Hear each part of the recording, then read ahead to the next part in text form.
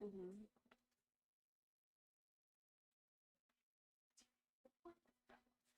Oh, yes, please. Support, because I can always back up and start over. No, no, no, no, no, no, no. We split it fine. They just did.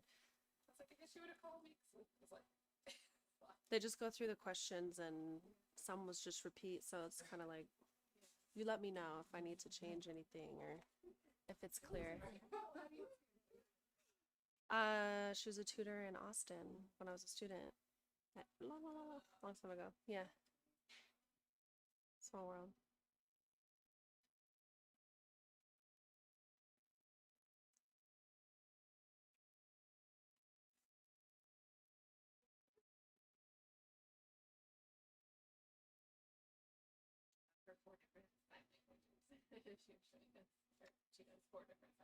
Oh wow.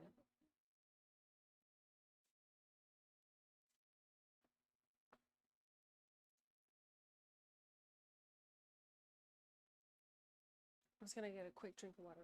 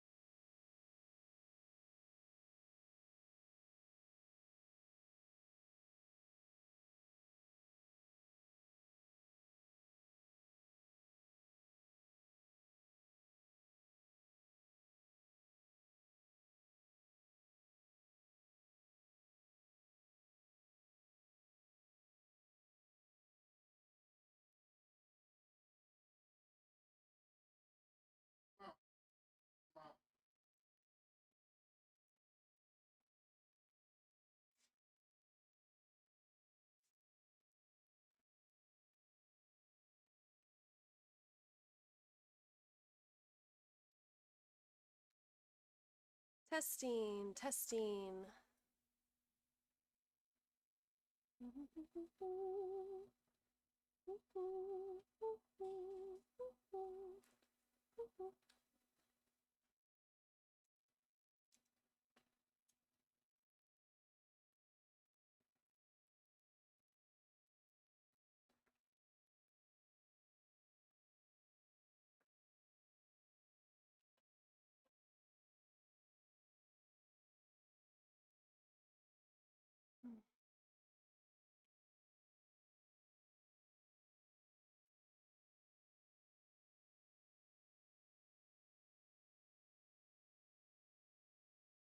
Testing, testing, testing. A noise? There's some machine over here. Maybe power fan.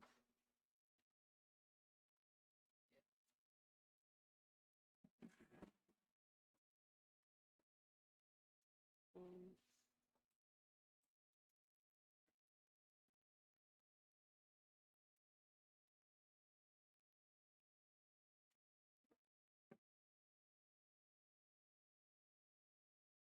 Uh,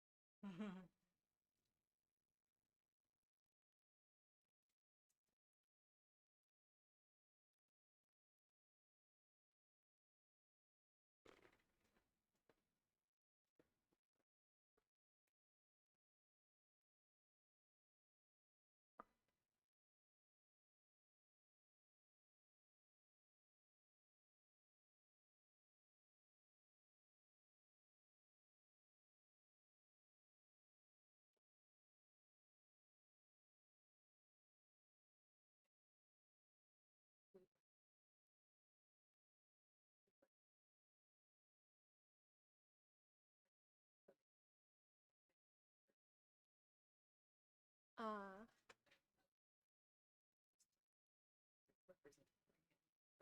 got you. See.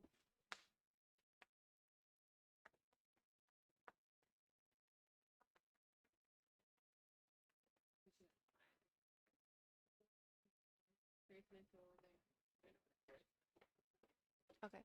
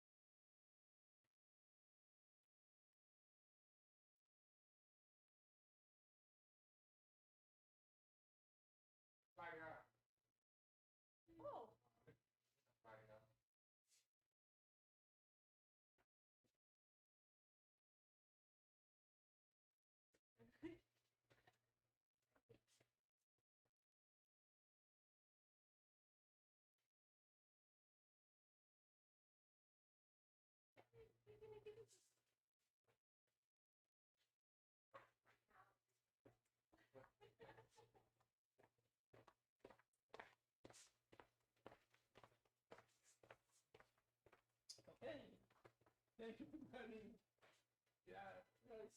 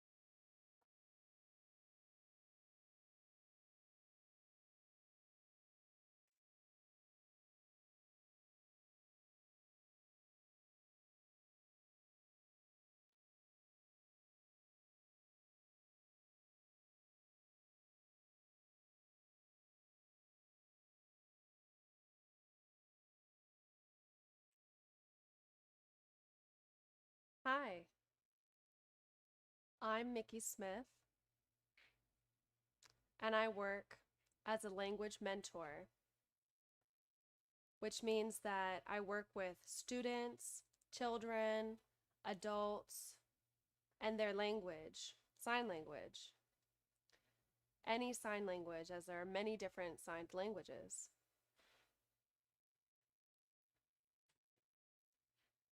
So, an audiologist screening involves testing your hearing ability, where you wear a headphone and they test babies, children, and adults' hearing levels Based on those results, they can determine what services to provide, such as a hearing aid, a cochlear implant, speech therapy, and a variety of other supports.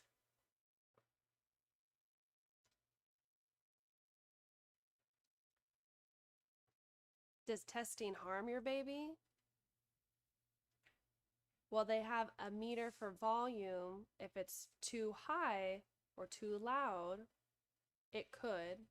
If your child has some residual hearing, but if your child is profoundly deaf, it will not harm your child.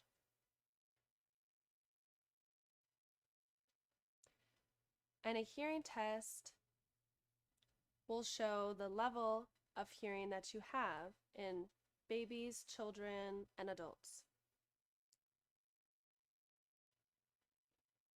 Typically, you meet with an audiologist, you talk about your hearing levels, and discuss options.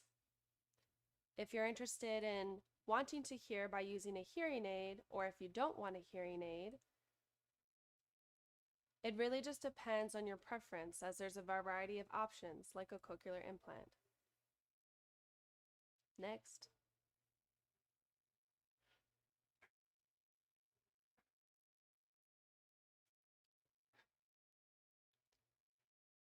So how can the deaf and hard of hearing community help the deaf or hard of hearing child? Well, they can provide language, they can provide access to what the children's needs are. And needs vary. Some children who identify as disabled may need help depending on their needs, like visual disabilities, educational needs.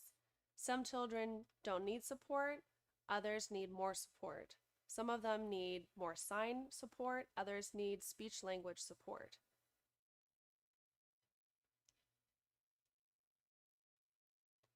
Yes, I do think that it's incredibly important that deaf and hard of hearing children have mentors to navigate the system. If nobody signs at home, they have a mentor that can help provide access and supports so the child can feel connected and progress in the journey of their life.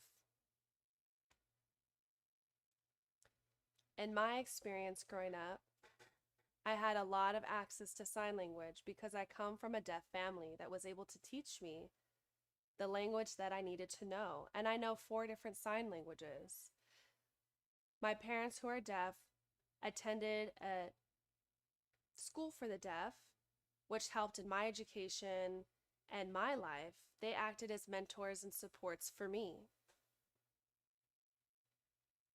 How can the deaf and hard of hearing community support the family? They can provide resources.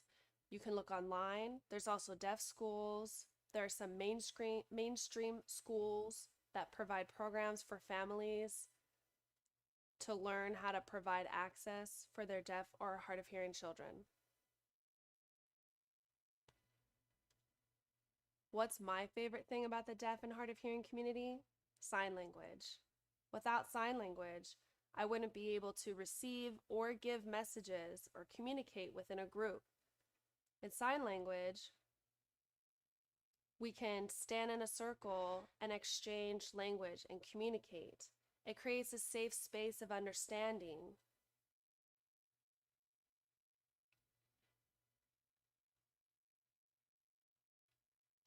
A primary care provider is typically more focused on how they can provide medical support, audiological support, and other supports related to health to make sure that the child will be healthy as they grow. What to expect from a PCP is to give access, such as providing a sign language interpreter. When I go to the doctor, I need a sign language interpreter so that I have full access to the information the doctor is sharing with me, and I can take full control over my own health.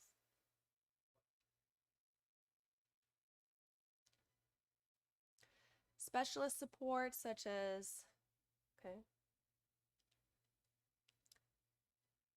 Special supports can be interpreters,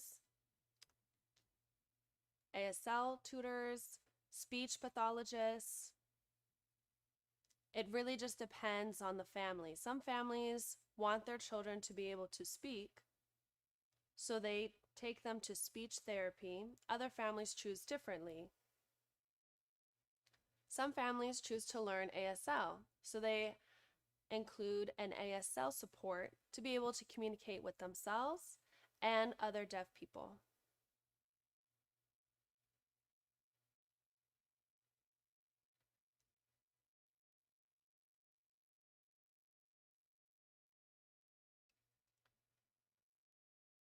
Growing up, going to a deaf school, there were deaf and hearing teachers, but they worked with deaf children and they could all sign. There is a variety of language. ASL, signed English, and other varieties.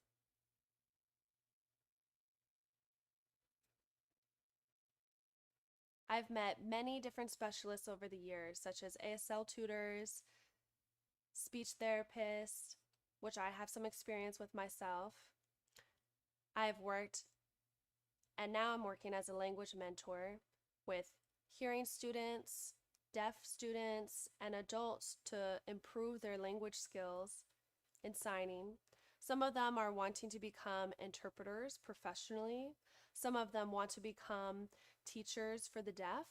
So it's important that they understand deaf culture and deaf needs so that they can work together.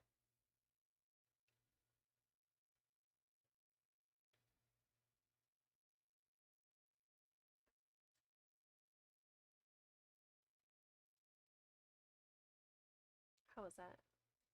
It's good? Okay.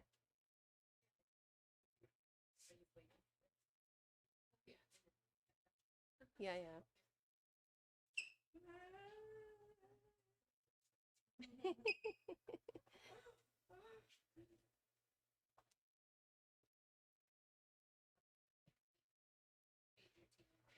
I know. Some I'm like, I mean, it's too 5 cold, you know, like.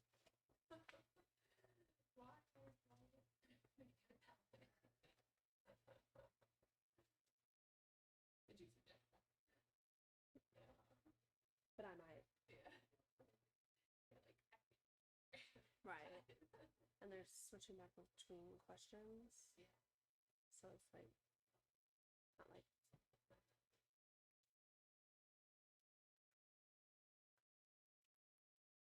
I'll ask to watch it and then, or during, like before they edit, some's like clear or there's too much gap, you know, to like maybe my voiceover. Maybe we could even do that today. This is my first time at this location, but I've worked with Simon Space before, many years. This is your first time working with Simon Space? Ah, okay.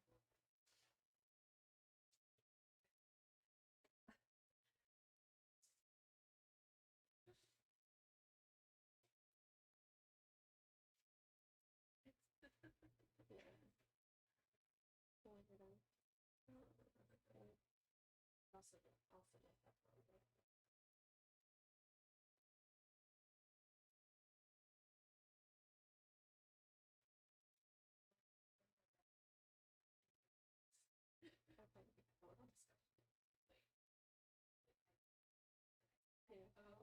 Yeah, Indianapolis.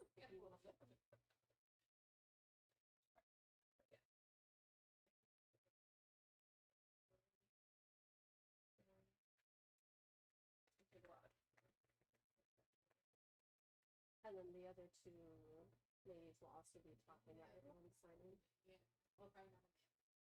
Oh, okay. Okay. Yeah, myself.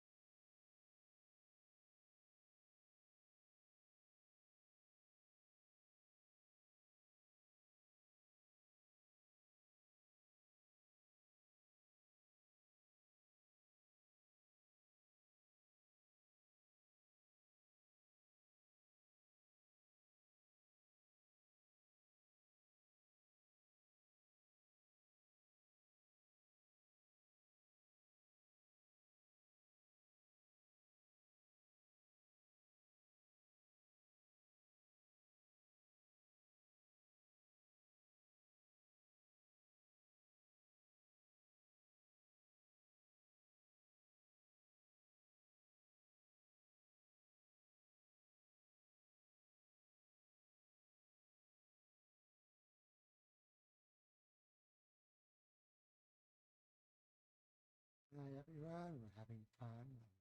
This is a private video that maybe at some point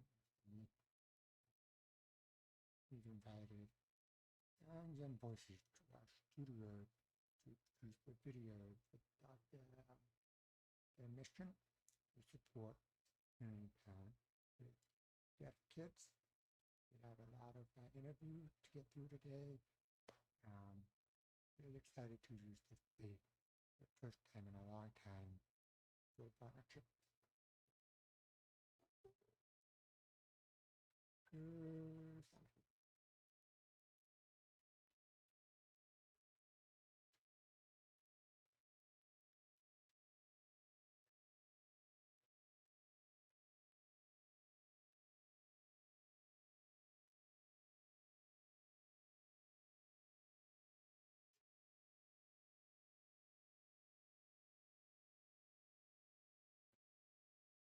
Testing 1, 2, 3.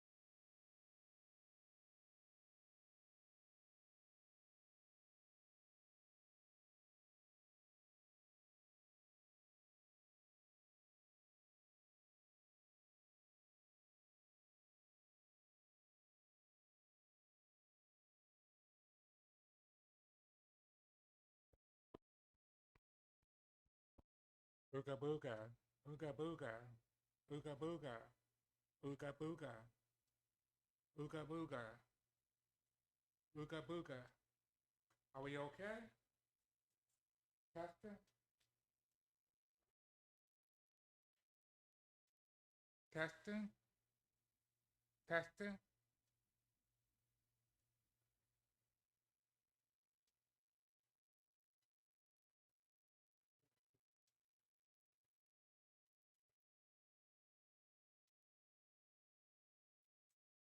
Testing?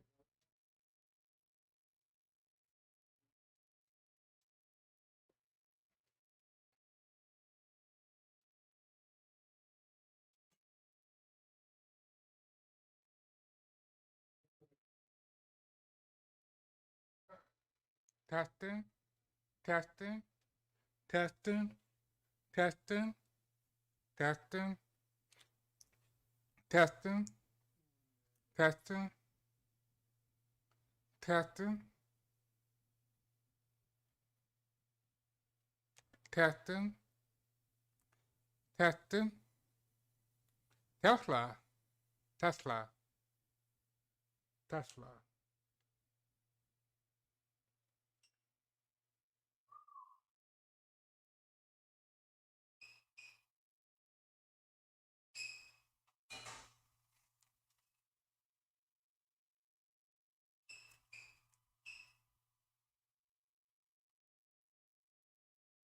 Testing? Ooga booga? Testing?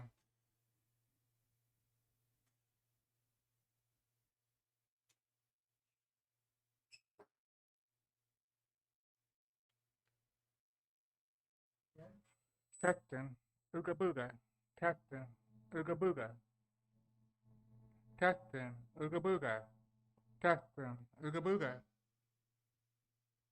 testing, ooga booga, ooga booga, ooga booga, testing, ooga booga, testing, ooga booga, testing, ooga booga, testing, ooga booga, testing, ooga booga, testing, ooga booga, testing, ooga booga, testing, ooga booga, testing, ooga booga, testing, ooga booga, testing, ooga booga, testing, ooga booga, Testing, ooga booga. Testing, ooga booga. Her voice is softer than mine, though. Why do I feel like I'm echoing? I'm echoing. I'm echoing. I'm echoing. I am echoing. I am echoing. That's better. But I'm still echoing. I'm echoing. I am echoing. I am echoing. My voice echo. I can hear my voice echo. Ooga booga. Okay. Okay. So how we doing?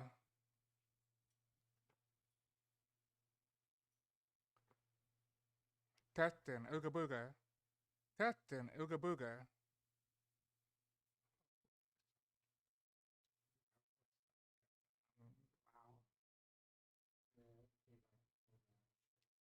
Testing, ooga booga. Testing, ooga booga. Testing, ooga booga.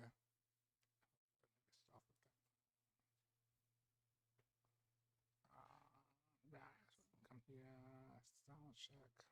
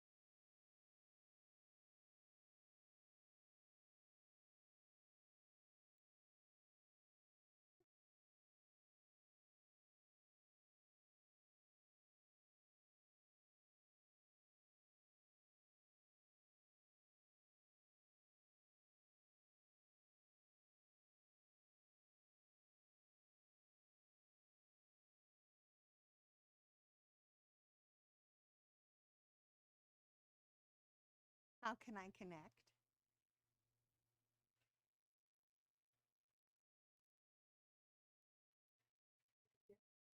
How does the parent guide and the team work together? How does everyone work together?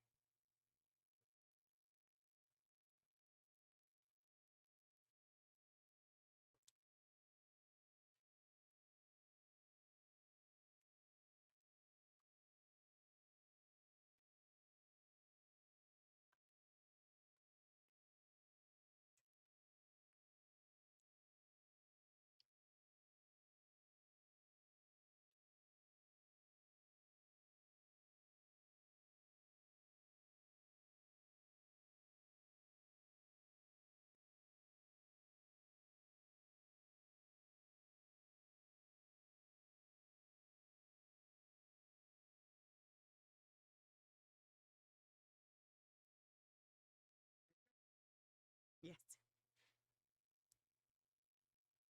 Want this off? I'm fine. I'm not figuring. I'm not gonna be figuring out.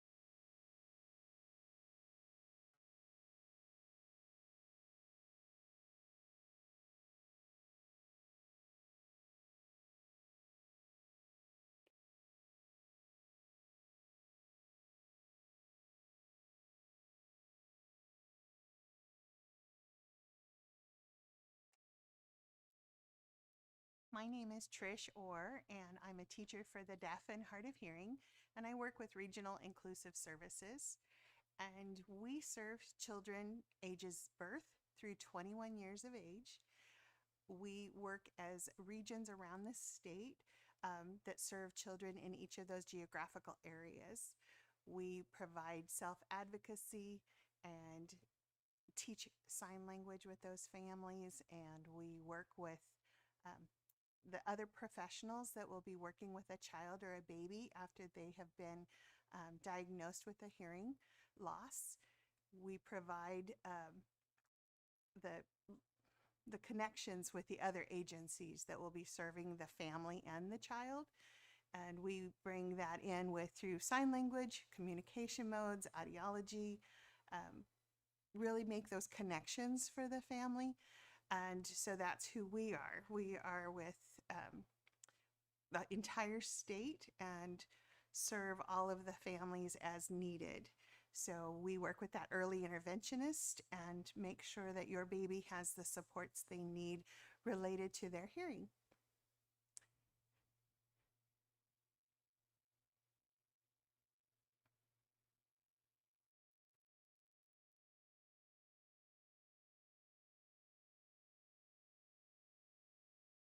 The way you would meet a teacher for the deaf and be connected with the Regional Inclusive Services is after your child has been diagnosed with a hearing loss through an audiologist. They are then connected through the EDDI program, that early detection and intervention, and connected with our program, and we're called in to do evaluations and assessment and to show your child qualifies for our services. That qualification comes through a hearing loss that is greater than 25 decibels in more than 2 frequencies across the sound spectrum. So we look at that as our first priority, and then to decide determination of eligibility. And then we also consider the impact of that hearing loss. Our goal is always that a baby have language development and be ready to go when they get school age, and support that family with any questions they may have, and make sure that everything is all the needs are being met for their child throughout their early intervention years. And that again would be birth to age 5.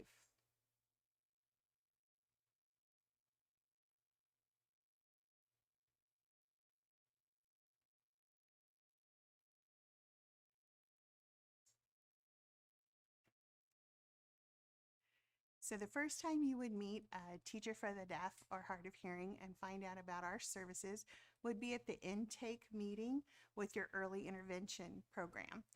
And they would call us in, and we would sit and visit with your family and see what your child's needs are related to their hearing. So we would then decide on goals for you and your family at the individualized family service plan, and then make continued services possible in your home. And we would make sure you have connections with everyone that will support your family. We're kind of your go-to person for making sure the needs are met for the entire family, not just your baby, but you will become close friends with us. We will be there to support you throughout your new experiences and make sure that everything is available to you related to your child's hearing.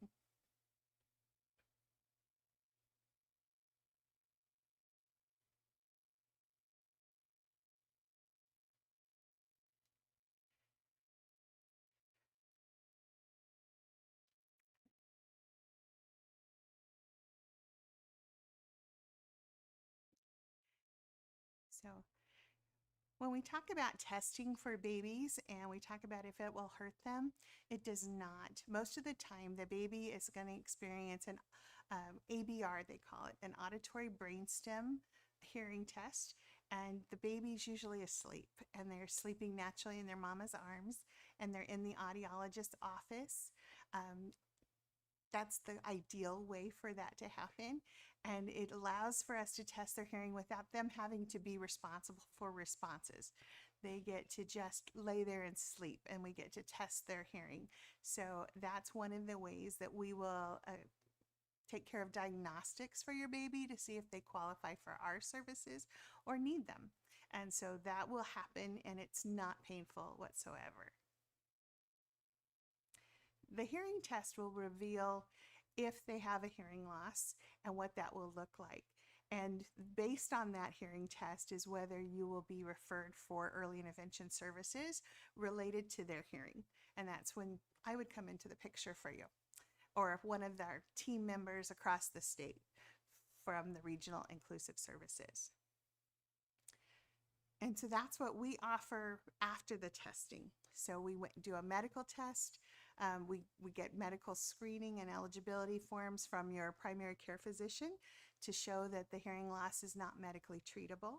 We look at that audiogram that shows that ABR results, and those determine the impact that the hearing loss may have on your baby. And then we look about what services we can provide to support your family.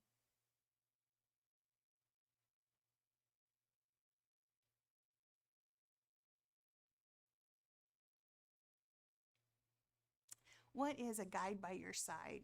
So those are one of the great people I love to work with. And a guide by your side is another parent who has a child with hearing loss. And they've walked your steps that you'll be maybe beginning to walk. And so we work as a team. We work all together, the entire team, the early interventionist, the audiologist, myself as a teacher for the deaf and hard of hearing, and a hearing specialist. And we all want to make sure your child is experiencing everything they need to have language development and grow and be ready for school when that time comes.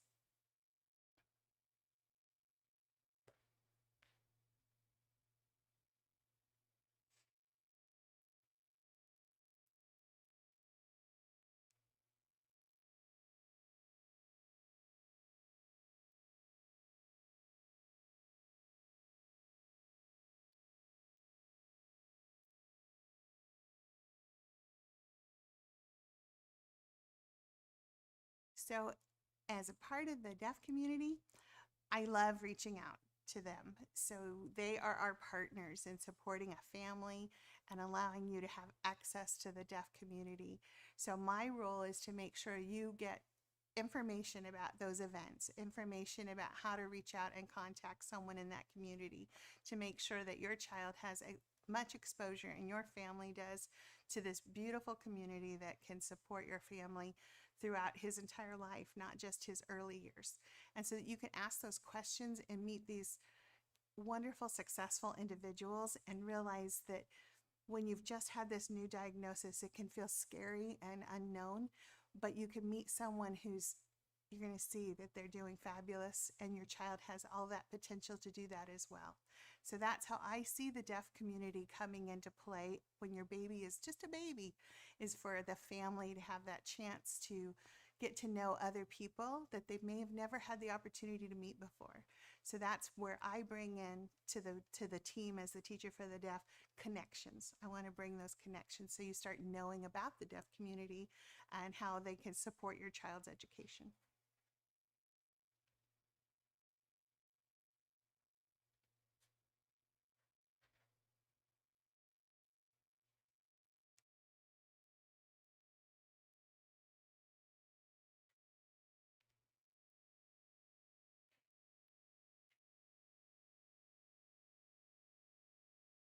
So the primary care provider is that first person that will receive the information about your child has not passed that newborn hearing screening.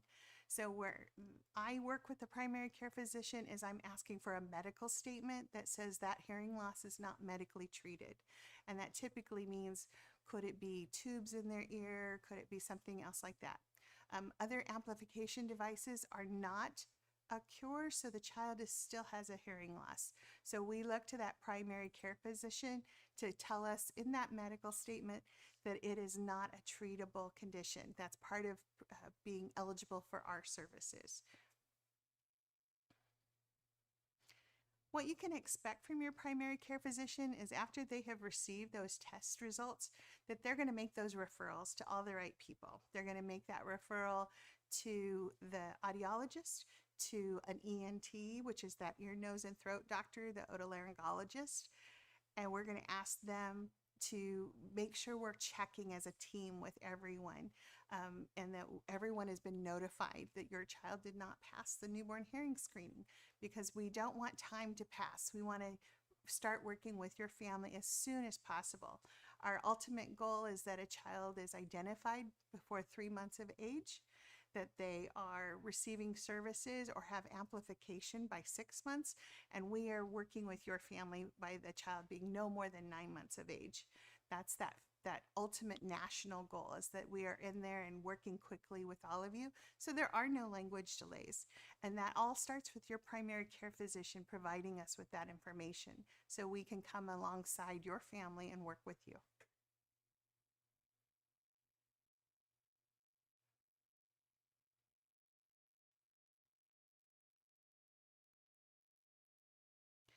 So specialized support for us is providing all of those areas that happen with low incidence disabilities. So we have a child that comes in with hearing loss, and they need to work with specialists in speech, possibly orientation therapists, occupational therapists, or they need sign language instruction. So we can provide that as the teacher for the deaf. We have all those connections. I always think of myself kind of as we're a hub of information, and we can make those connections for your family. So those are those specialized supports that we make sure that everything is just considered and taken care of, and that we meet with them and we instruct a speech person or an OT, which is what we call that occupational therapist, that they how to make things accessible for a child with hearing loss. So that's how we connect with the specialized support.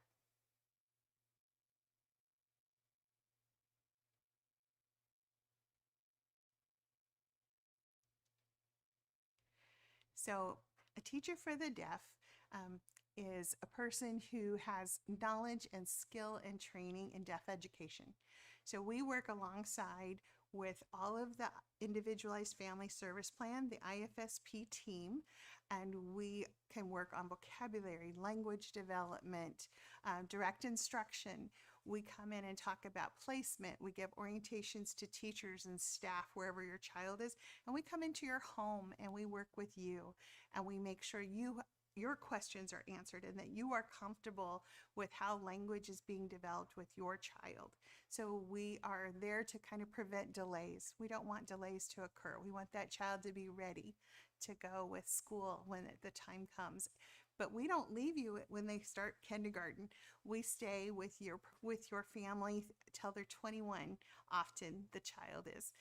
But we are there to support and orient and train and make sure all the amplification devices, the assistive technology is available, and just to really make sure that your child receives the services that they need to be as successful as possible throughout their educational experience.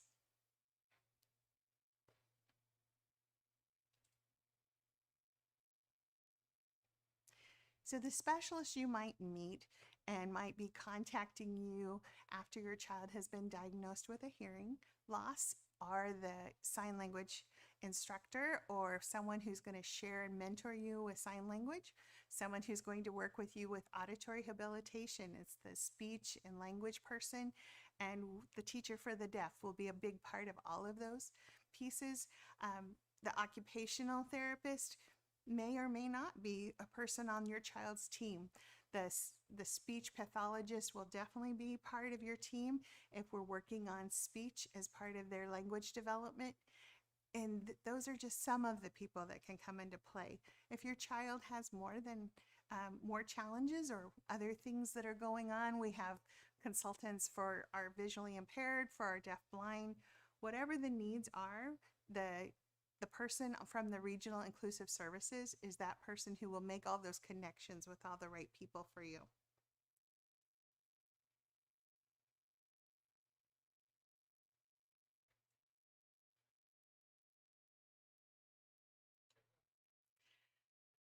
Did it make sense? Was okay? How was it for you, speed-wise? Okay.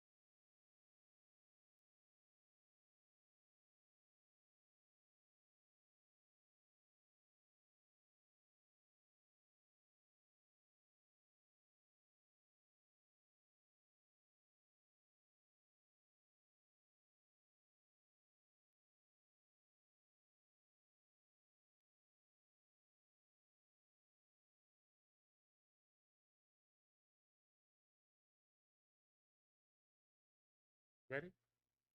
Oh, I noticed you did that and then turn on the record. You should record, then do that. Because it help. We don't need it because it's already in sync. That is backup.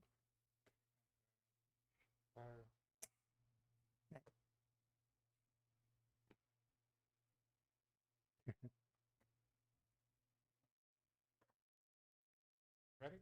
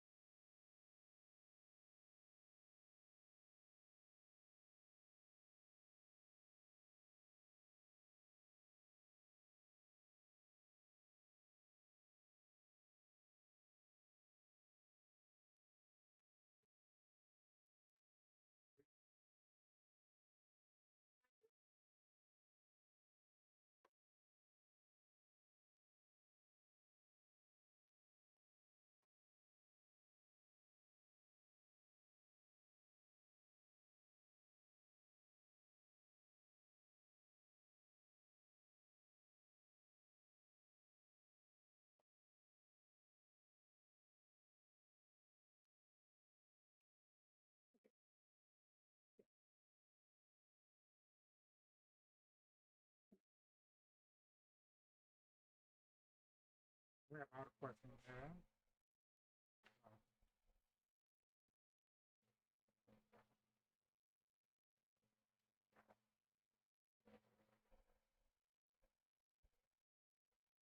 Won't need your paper and sign off. Okay, okay. And I'm sorry I don't have a lot of time. Is it fine? Take a problem. Oh, fine, good. Okay, yeah. 12? 12? We have Yeah. 8 to 12 minutes. Oh, perfect. Okay.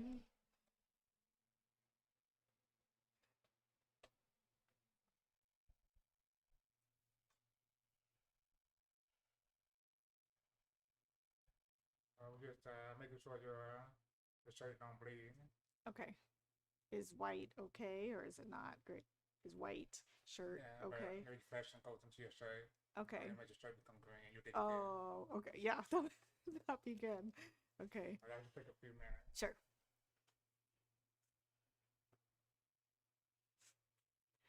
I've never I've never done this before, so this is a I new, don't think anyone yeah, has. this is very new.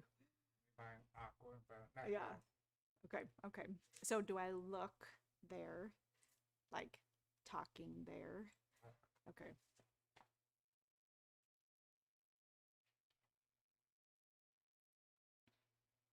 So I'm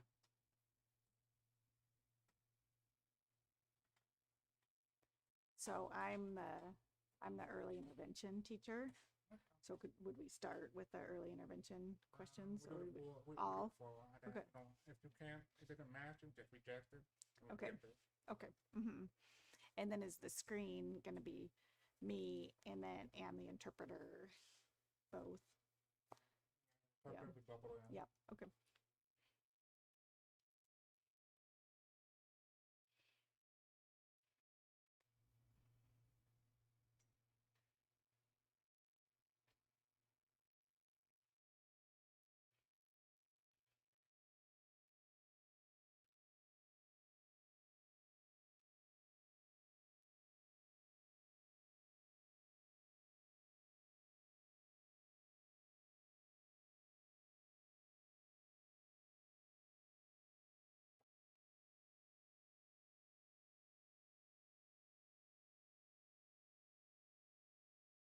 I'll be fine.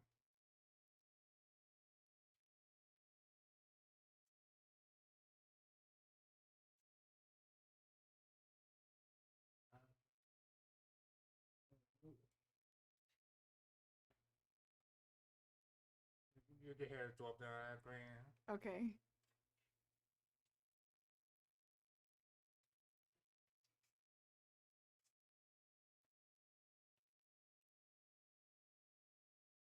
I need to.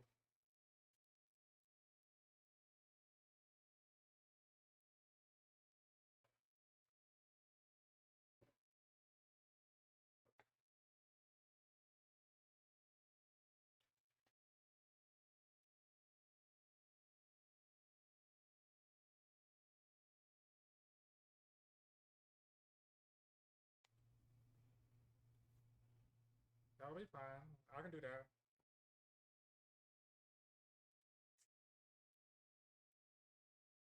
I'm out there.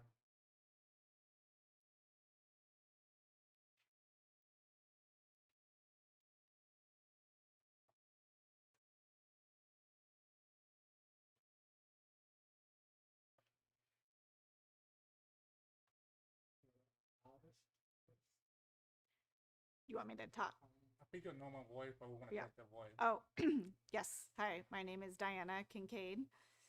I'm a teacher of the deaf at Columbia Regional Program for early intervention, early childhood special education.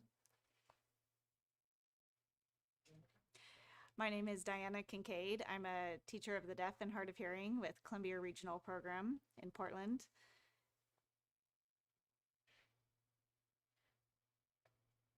Did you spell your last name Kincaid? Yes. Yeah.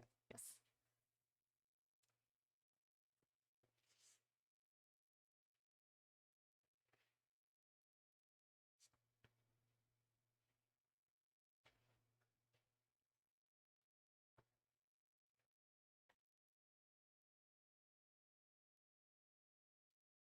You're gonna introduce yourself. Okay. You're gonna state what you do, and Okay. then go on to the question.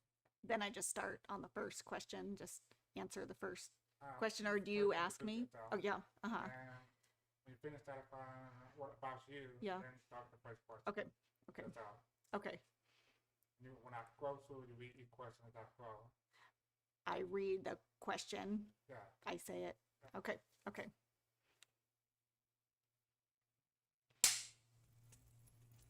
My name is Diana Kincaid. I'm an early intervention teacher of the deaf and hard of hearing in Portland, Oregon. I work for Columbia Regional Program. I serve kids birth to age 5. What does regional inclusive services mean? Regional inclusive services is a program through the local school district or education service district, and we serve all kids birth to age 5 and really birth to age 21, and regardless language, modality. It's a free service, and we serve all kids through the public school. Who works there? We have teachers of the deaf and hard of hearing, interpreters. The regional program also includes and supports children with who are blind and visually impaired, orthopedic impairments, autism, traumatic brain injury is all included with regional inclusive services. How do I meet a professional teacher of the deaf? And I can't see the rest of that question. How do I meet a professional from a regional inclusive service? So it would be first that the child is enrolled in a public school or receives a referral for hearing loss and receives a diagnosis of hearing loss. And then so then the child is then connected to regional inclusive services, and they would then be able to be connected with a teacher of the deaf. Okay, next question.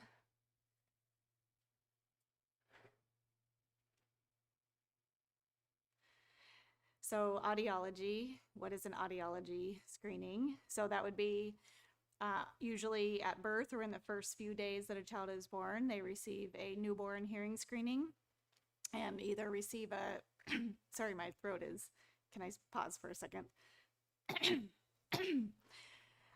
So describe what is a hearing screening. So a hearing screening is at birth, within the first few days of life, and a child is screened and they either receive a pass or a refer, and the refer would, the next step would be to receive a diagnosis for a hearing loss.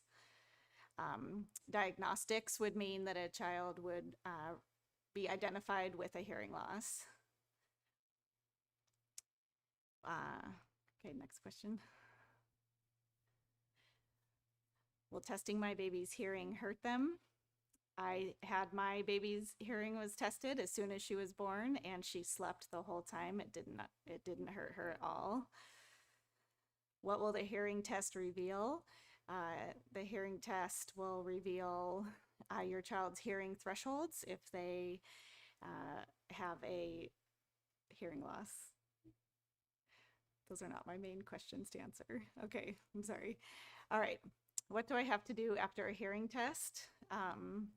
The results will usually come pretty soon after the hearing test, and then the audiologist will counsel the families and give some information about what their hearing level means, and will give a referral to the local school district or the education service district or the local county early childhood program, depending on where the family lives.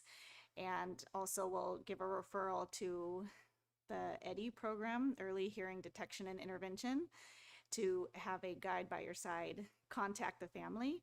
And the guide is a wonderful program. It's a parent guide who also has a child with a hearing loss to connect with the family to give some more support. So often if the child receives a diagnosis or identification of a hearing loss, often the family will then later receive a call from the guide by your side, but also from either the ESD Education Service District or the county, so also the early childhood program within the county. So it just depends on where the family lives to receive another, I'm sorry, can I start this one over? I'm sorry. Okay. So the call from the early childhood program will be then to have the child go through another evaluation. And I think that sounds overwhelming to the family, that the child is sometimes 2 or 3 months old and they are going to have another evaluation, a test, but it really is just to get some information from the family and to, it's just a step to start receiving services through early intervention. Okay, next question. So Guide by Your Side is a fabulous program that connects families, connects a family with a newly identified child with hearing loss with another family who's maybe just a couple of years further in their journey, and helps connect the family with services, support, encouragement. It's just a really wonderful program. Lots of social events for parents, which is really wonderful. What does a parent guide do? Should a parent know much about this deaf and hard of hearing child? Often the child who has a hearing loss is the first deaf child that a parent ever meets. And so we want to connect them with other adults who are deaf and hard of hearing, or other adults who have children who are deaf and hard of hearing, to help give support and encouragement in their journey. So you can connect with Guide by Your Side. You should have a call from Guide by Your Side. And if not, then the early intervention teacher can also help to make that connection as well, to be connected with Guide by Your Side. How does the parent guide and the team work together? How does everyone work together? The parent guide is extremely supportive of early intervention.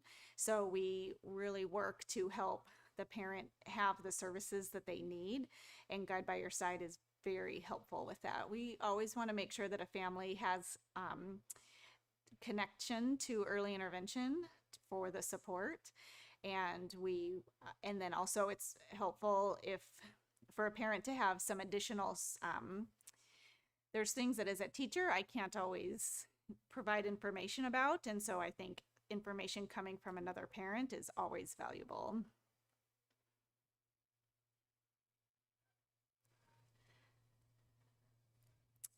Deaf and hard of hearing community. How do I support my deaf or hard of hearing child's education?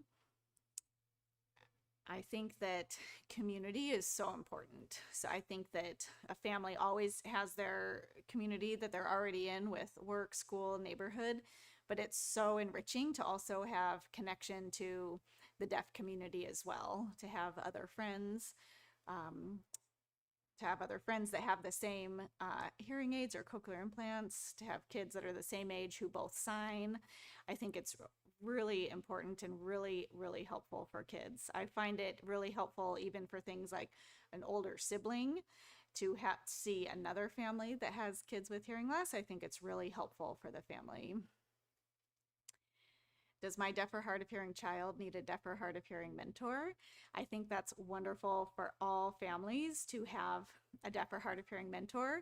I think it's extremely helpful when the family's interested in learning sign, and when they're learning sign as a family, learning from a deaf or hard of hearing mentor is wonderful.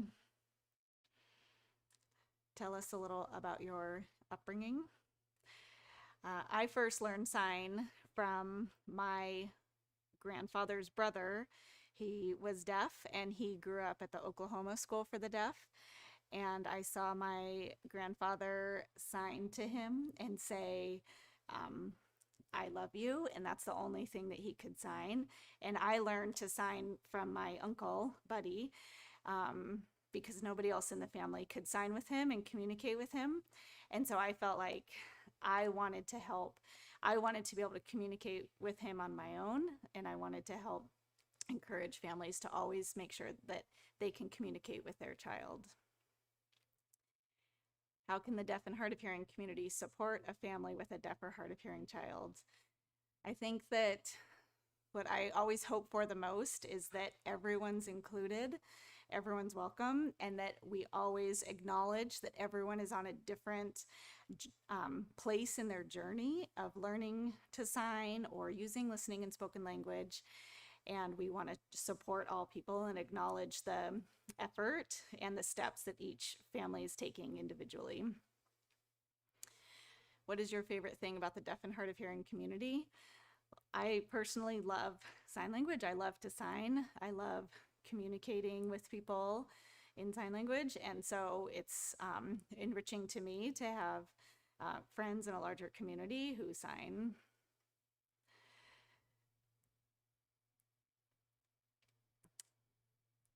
Primary care provider. Do you mean for a doctor? Sorry, do you mean for like just a doctor? And what do we mean? What, I'm sorry, so I just have questions. What do we expect from our doctor for hearing? General. Mhm. Well, who that point to the deaf community. Mm-hmm. I don't know what to say about it. Okay, I'll reject it. Okay, specialized support. I can do this. So specialized support. So within the ESD, Education Service District, or the county early childhood program, depending on where you live, within the program, there is access as well to speech therapist, occupational therapist, and sometimes ASL support, not always. Also other things like special education services or physical therapy as well. And it's something that's extremely important to be able to access each of those services as needed. So your early intervention teacher, such as the teacher of the deaf, would help. There's always at least 2 people that would be supporting you as a family. Often it's another speech teacher, but sometimes an occupational therapist or a physical therapist. And we really like to just track the development of the children from birth to age 5 and just keep an eye out if there's any area that needs a little bit more support, and to make sure that those services are available as soon as the child needs them. What does specialized support do? So it could be something it could be something like speech therapy, helping say with articulation, or helping with augmentative communication. So which could be something like a picture pointing in a book.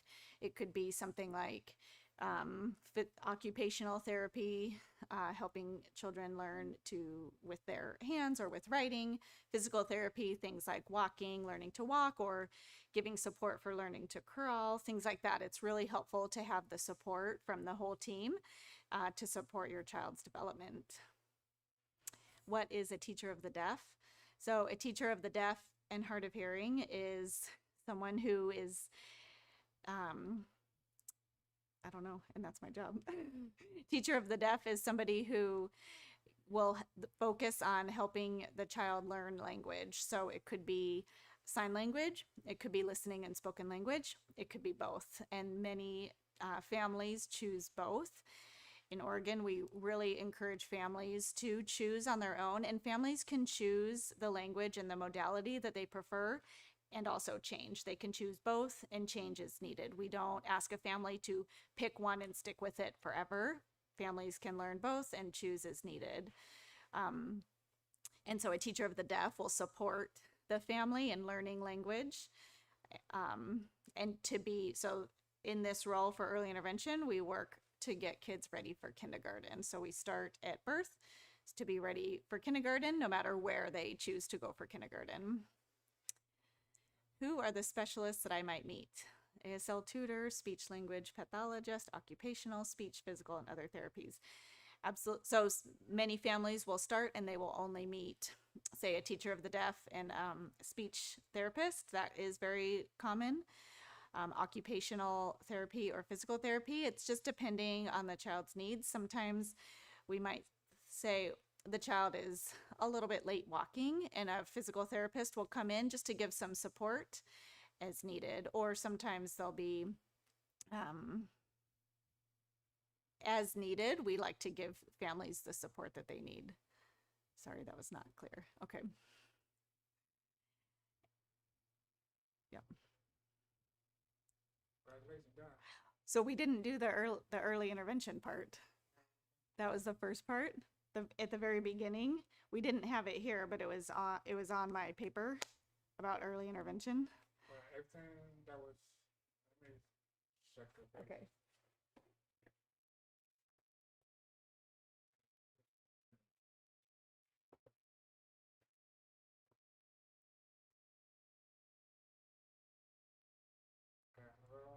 I would be happy.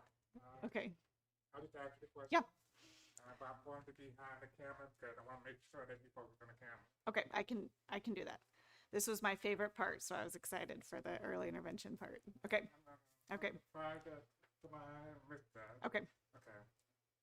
What is early intervention role to the family that has a deaf or hard of hearing child? Can you say it again? What is early intervention? What's the early intervention role to a family that has a deaf or hard of hearing child? Yes. So early intervention is a program to support the family as soon as the child receives the diagnosis of deaf or hard of hearing.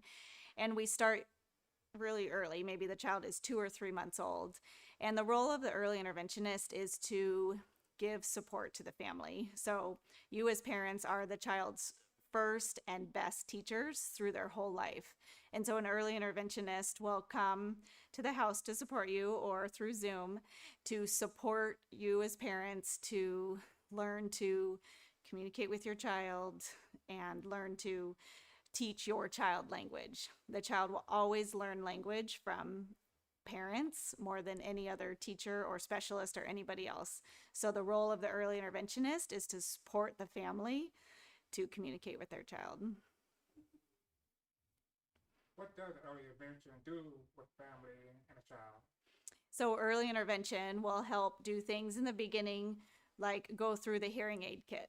So often families will receive a hearing aid from the audiologist, but it can be a little bit overwhelming. So the early interventionist will help take the hearing aid kit with the family, go through all the pieces, help learn, just review what the audiologist already said about parts of the hearing aid, talk about different communication and modalities, sign language or listening and spoken language or both, and support the family, and really just give families support in how to facilitate communication with their child.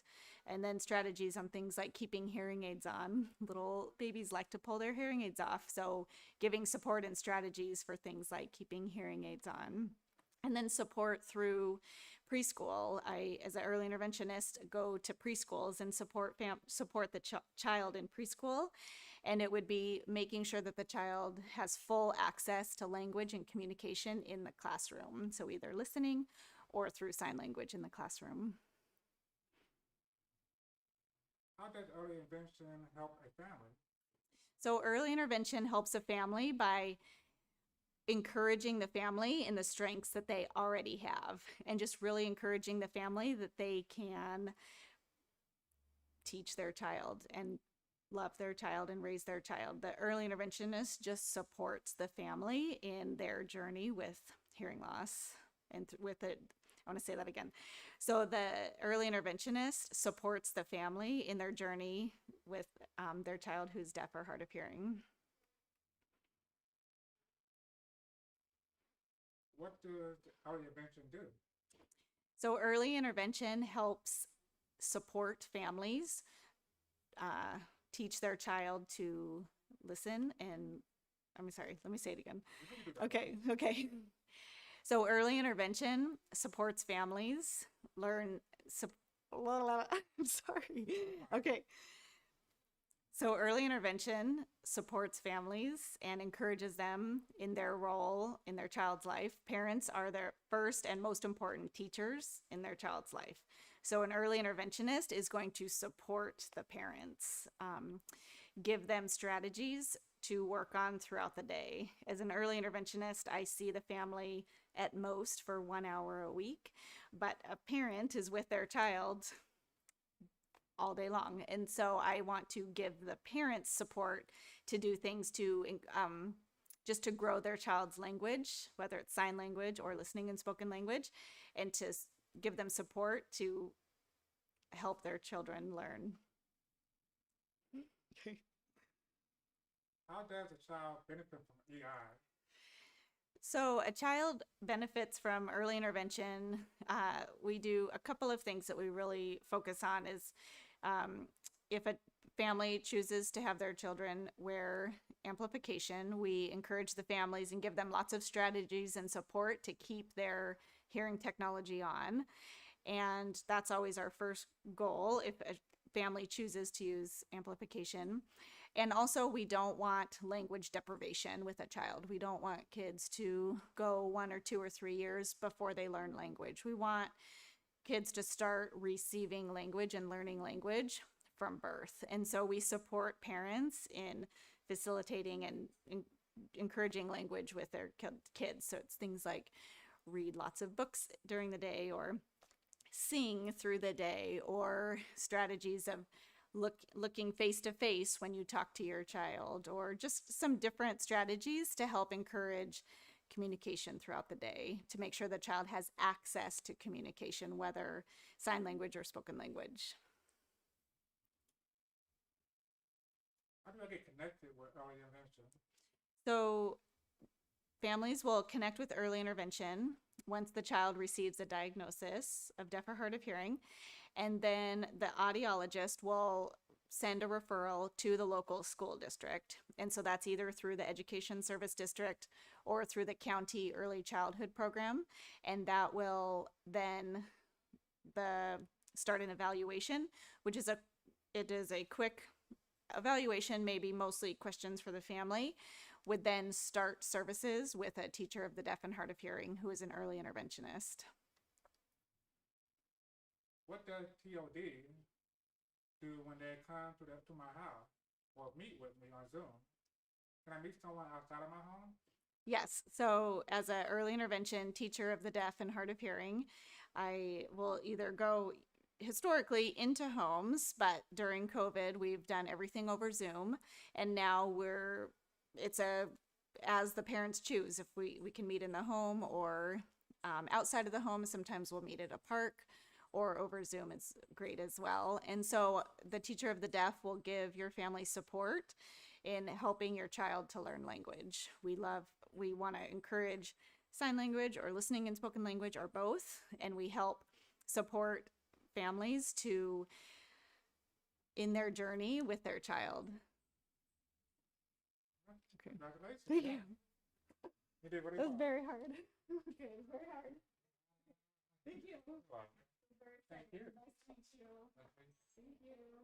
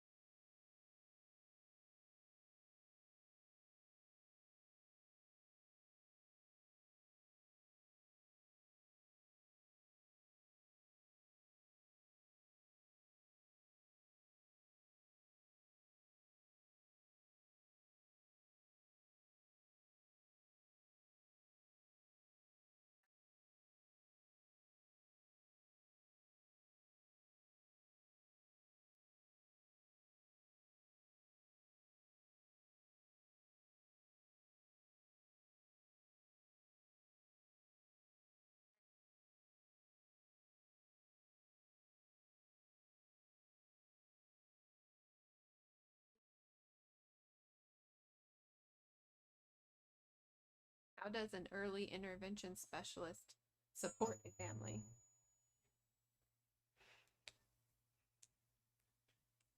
What does the guide by your side do?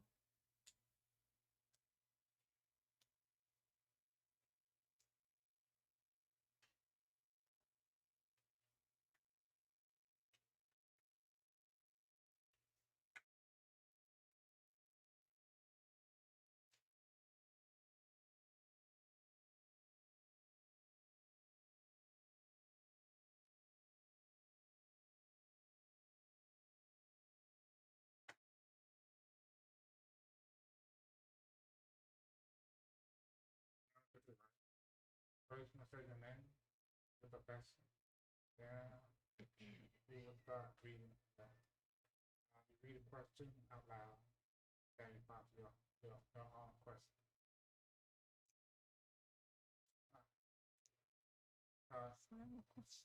Find question is out loud. Put your hand. Question. Find the question.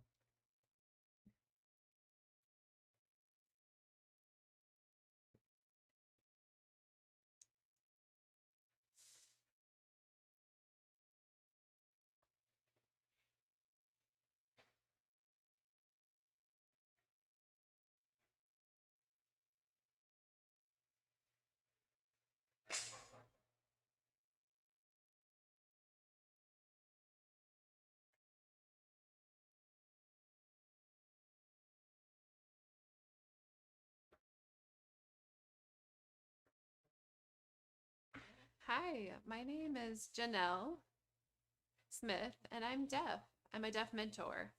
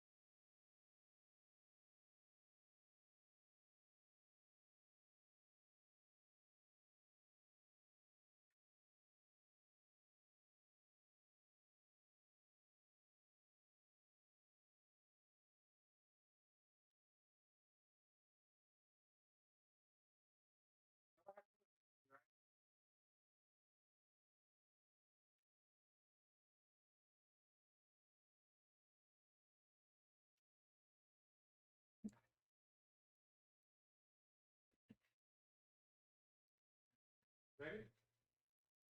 And let's start from the top. What's your name and what you do? And we'll read.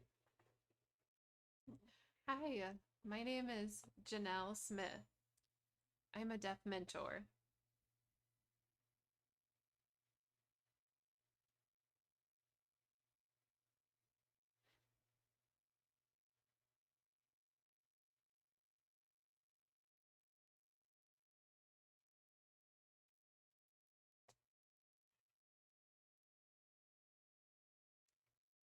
So the deaf and hard of hearing community, how can we support the deaf? How do we support the deaf child's education?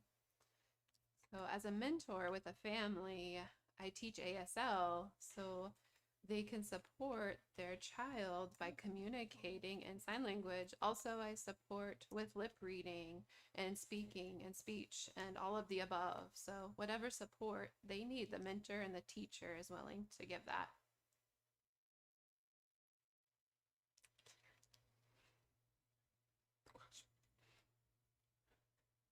What's my screen? What's my screen? Oh, oh.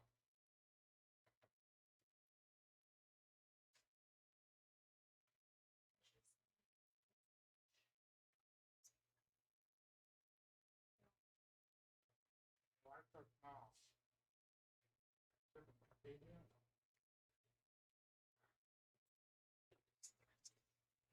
Oh.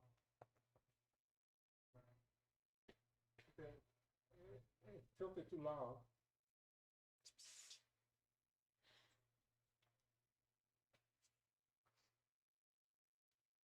Is that better? If it's the same first one, I do keep the rest of the same. Uh,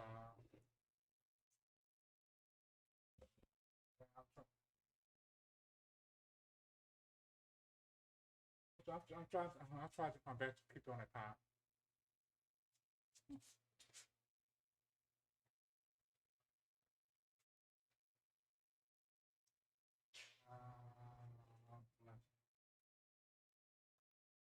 For number one, Number 2, number 3, all the way. Number 3. I'll target for that area. I would target to keep it there. Yeah, you want us on how the question. So, Like, how the question and I feel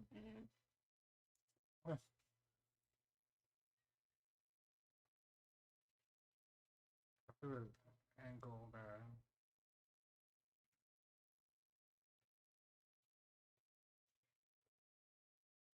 What?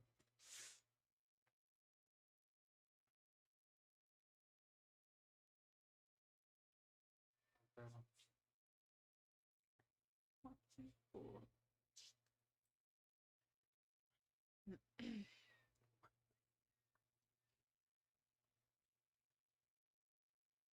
Now I'm doing now. I'm doing now.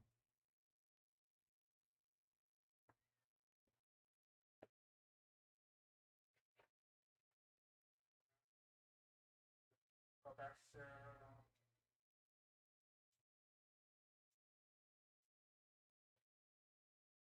number 4.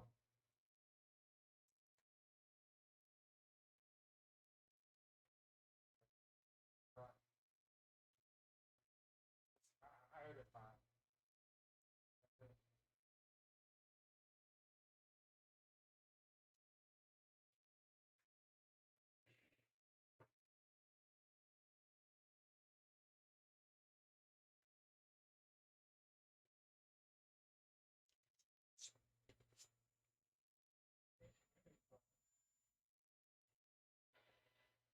That's it. Number 2.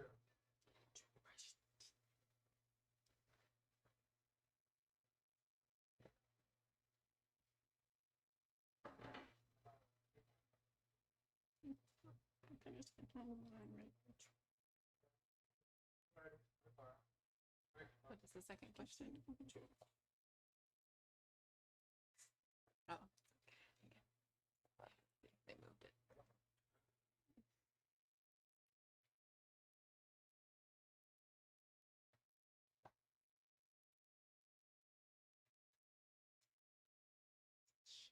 Maybe they're on it now.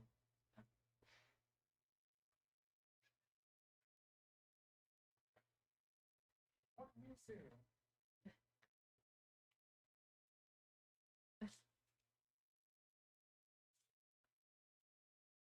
That math. I thought I was tripping. Okay. Let's record all. Then start over again.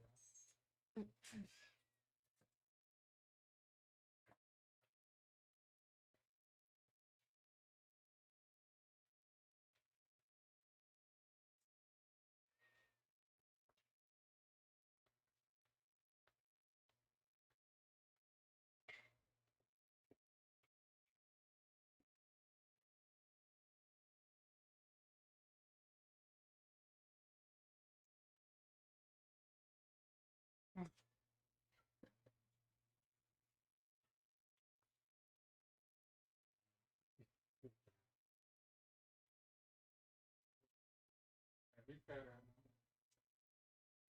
Click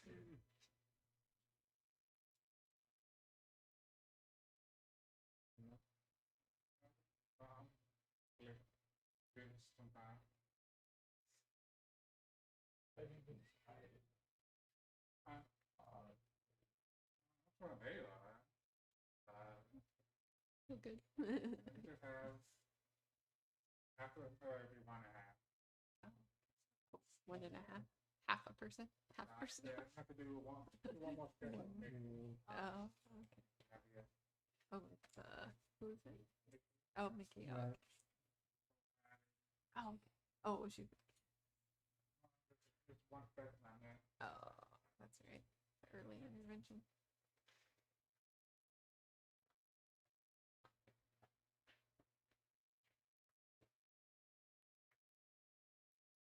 I'm gonna start from the top.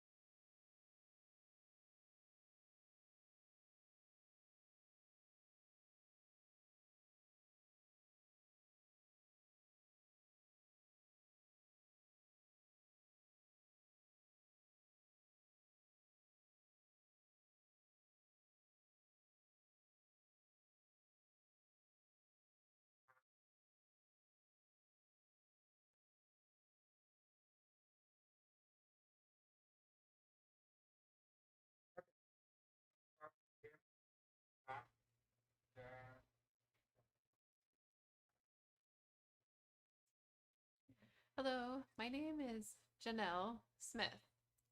I'm a deaf mentor.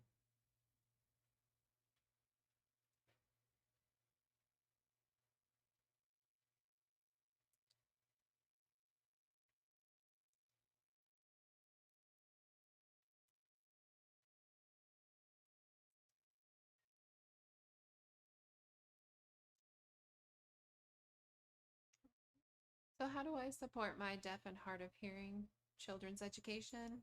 I support the whole family. I, if they have a child who's deaf and hard of hearing, you can have an ASL mentor that teaches them language, how to communicate. If there is language delays, we also help with that. The deaf and hard of child's needs. They need a mentor, of course, a deaf mentor. It's very important to have a deaf mentor because deaf people can help teach children ASL, American Sign Language, and also help the child communicate. So I'll tell you a little bit about my experience growing up. I was born hard of hearing. On my dad's side, there was a lot of deaf and hard of hearing in our family. And so I went to a deaf school for 5 years and I learned speech and ASL at the same time. and then I went to a public school where I was mainstreamed, and I was at the deaf school for and I worked at the deaf school for a short time as a dorm counselor.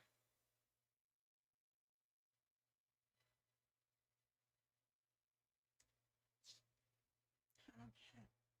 So how can deaf and hard of hearing communities support the family of a deaf and hard of hearing child? By providing resources, family resources, giving access to a deaf mentor, helping them have access to speech therapy, audiology tests, if they need an interpreter. There's so many resources that can be used, and it's really important that the family is able to learn sign language and also that supports their child. So my favorite thing about the deaf and hard of hearing community is I love to watch parents develop the skills of American Sign Language and how they can watch their child develop also in their own communication and signing. I love seeing how the family learns to communicate with their own child.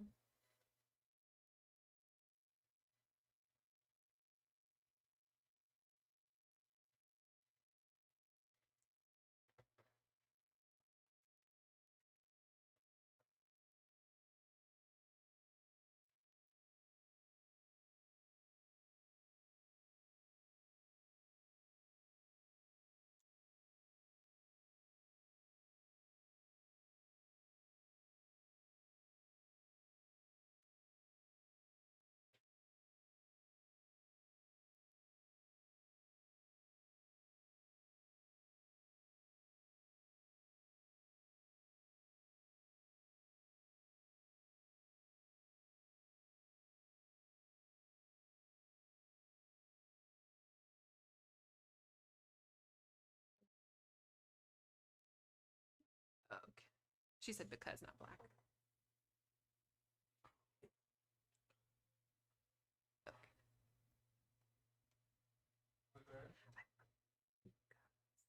But she thought she said black. I guess it's fine. I guess. Okay. Okay.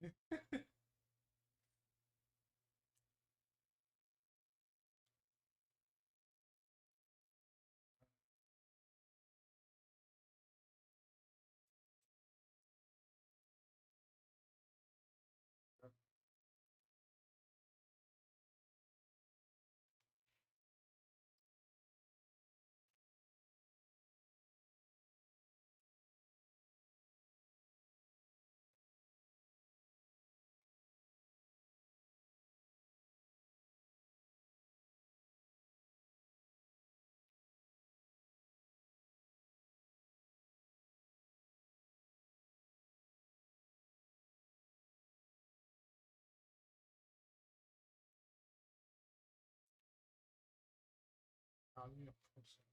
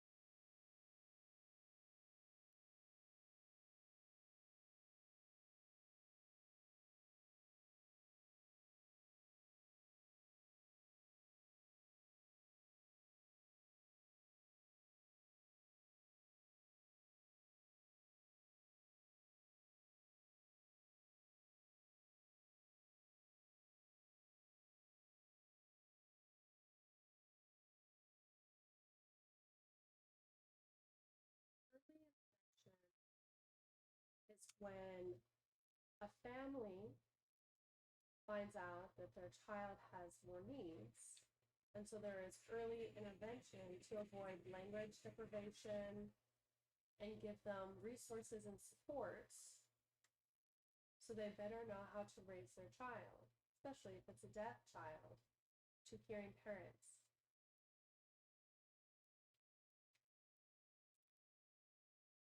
Early intervention will work with parents and the child to assess what they need and give them the supports and resources for how to care for their child.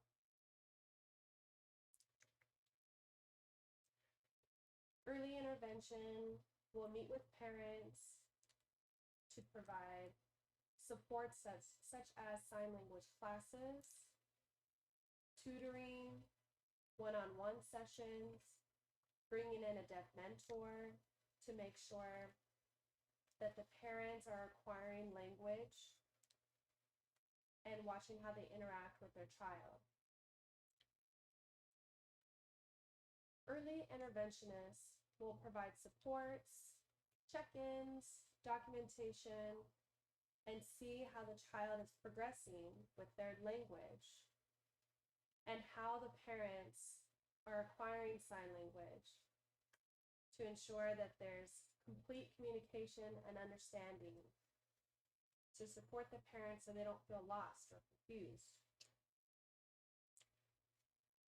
Children will also benefit from this. If there's no early intervention, there could be language deprivation and other negative impacts. That's why it's crucial to make sure that children have resources that they need to prepare for the real world through early intervention.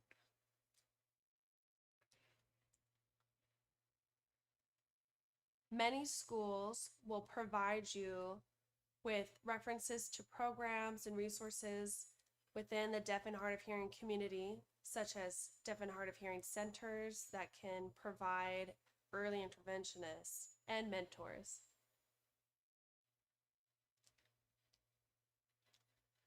An early interventionist will come to your house, give an assessment, and share with the family where they can take sign language classes and share other resources with them.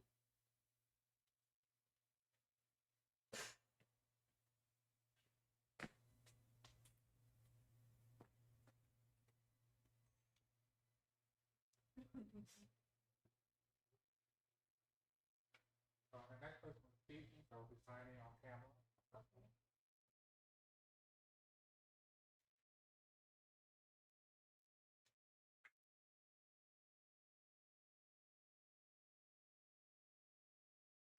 Go ahead.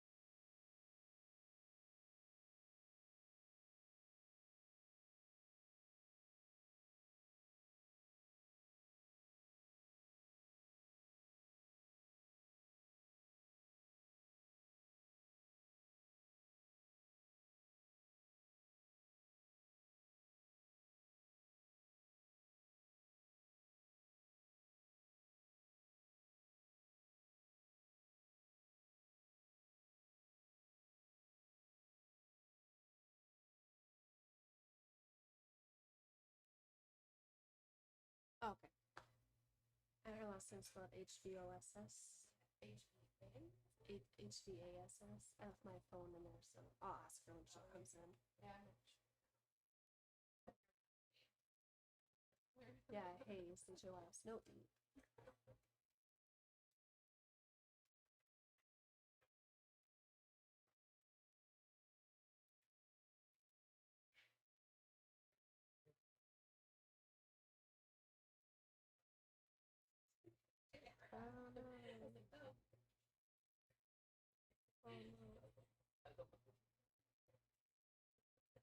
Are you okay right now?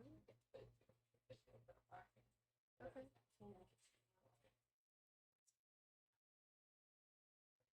If you need to take care of yourself, just let me know. Oh, okay. I've had that before in my back. It just like, yeah. Okay. Shoulder blade? I mean, like radiates and I had the order stop yeah, good idea. Yeah.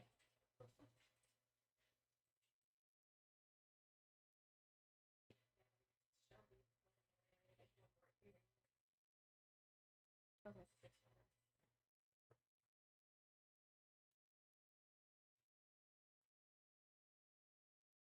So you sit back there.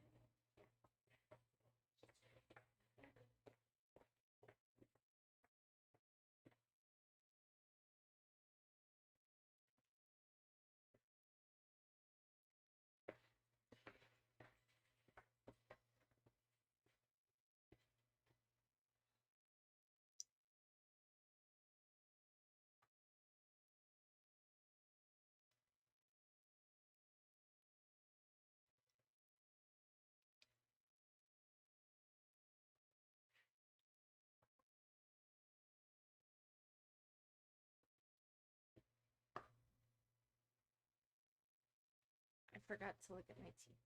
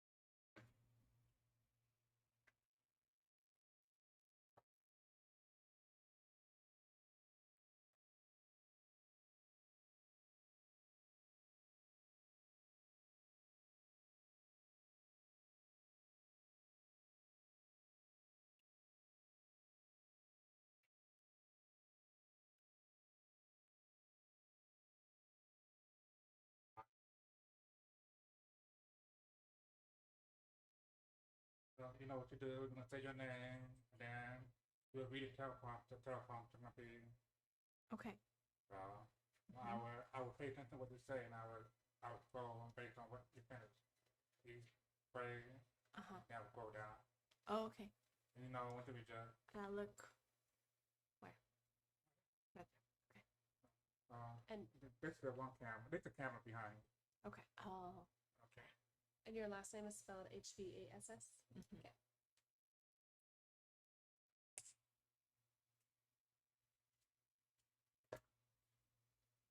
I can't see it. I haven't started yet. Oh, I'm okay. gonna say your name first. Oh, Introduce yeah. yourself. Alrighty. My name is Amanda Vass, and I work at Guide by Your Side for Hands and Voices of Oregon. And I have a 12-year-old that is deaf, and we've been part of the community ever since.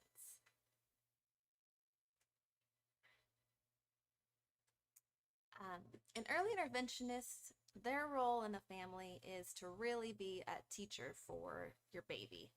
I remember when my interventionist first came in, they come to your home and they work on using, I can't talk.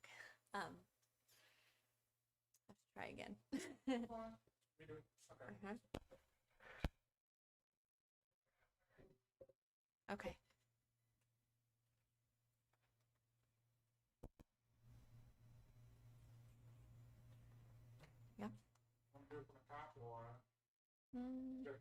Just early interventionists, yeah. Number one, yeah. Okay. Okay. An early interventionist, their role in a family is to basically help the parents become their baby's teacher. So they'll help parents, whether it's on Zoom or in their home, they'll help parents learn how to communicate with their deaf or hard of hearing child. They are incredible human beings that know so much about deaf and hard of hearing kids.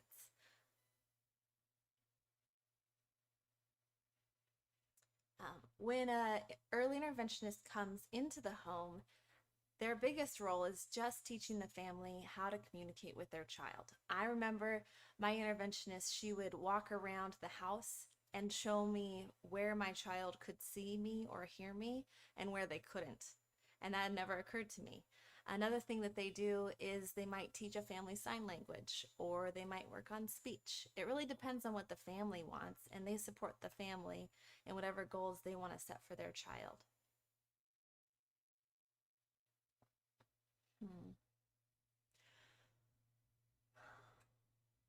An early interventionist helps the family by basically being there to guide them throughout the whole way.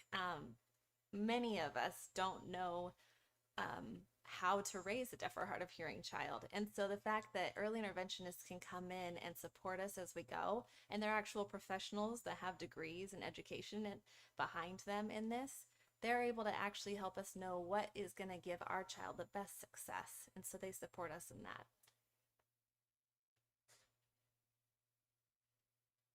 I'm going to skip number 4 because I feel like I answered that already. I'm going to skip number 4. Okay.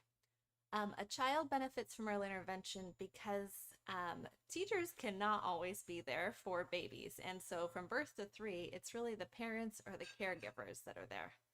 Oops, I just heard something. Is that getting picked up by this at all?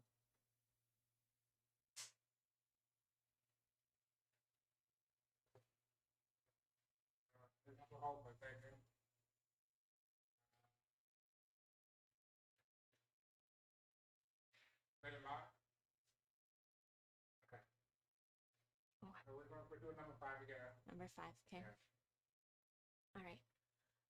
A child benefits from EI definitely because the parents or the caregivers or daycare, whoever, they're with the babies all the time. And so what early interventionists do, and the fact that they come and they teach the caregivers how to support the child, that is so beneficial to the kid because now this baby has access to a teacher all the time because these parents and daycare providers, grandparents, aunts and uncles, siblings, suddenly they're your baby's teacher because this early interventionist has come in and taught you all how to do that.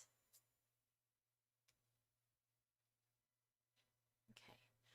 Getting connected with early intervention is really easy. One thing, in Oregon, they'll probably just call you and they get referrals, so just be looking for their call or email.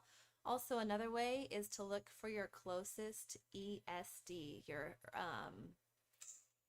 shoot, I don't know what ESD stands for. Like Lane, ESD. I don't remember what the name means. ESD? Does anybody know?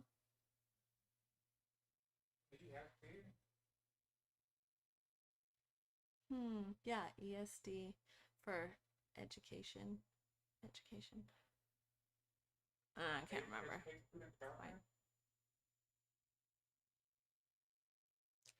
Maybe. Regional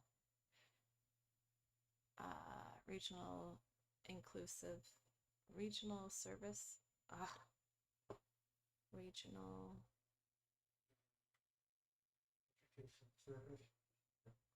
Think so? Education Service District. I think so. Okay, it's okay. Okay, number 6.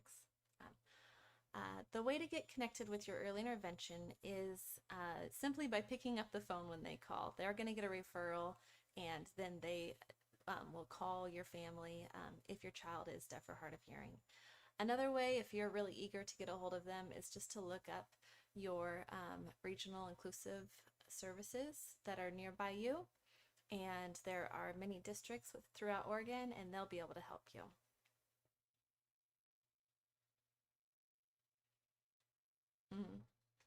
Teachers of the deaf, when they come to parents' houses, they are incredible at helping parents learn how to communicate with their child, whether it's through sign language or spoken language. Some will like learn how to cue. They'll also meet with you on Zoom. And they're also able to meet with you outside of your home if you're not comfortable with meeting inside the home.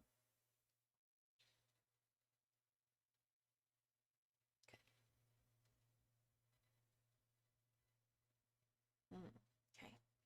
Regional inclusive services are basically a housing where lots and lots of specialists are there to support children that have different disabilities, and they're an incredible resource to our communities.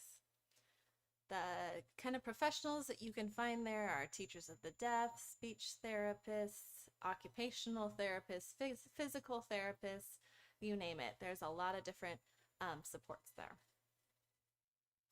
Number 3. Oh, I don't know that one. Yeah.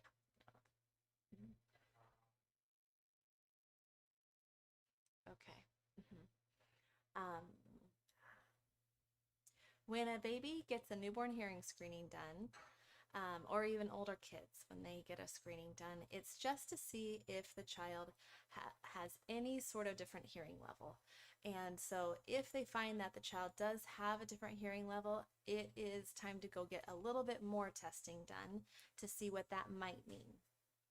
Diagnostics are a way to find out a child's hearing level to a greater degree.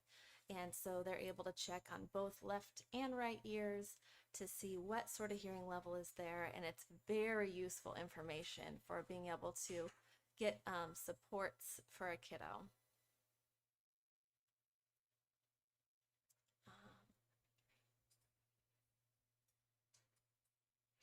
I can hear noise over there. Does that matter or not matter?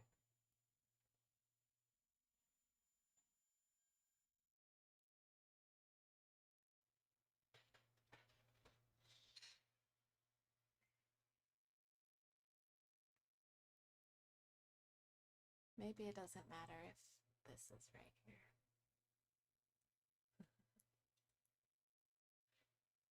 Does that matter? Does it matter? Does it not matter? Or when I hear noises? No, no, no. But if I do.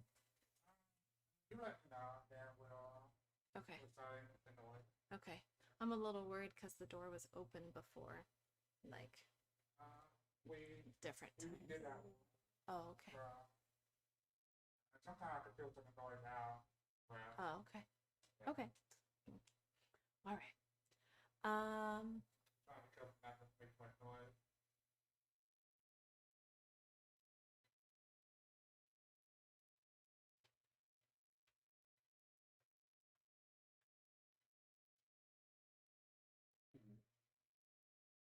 Oh. Probably because I closed the other door.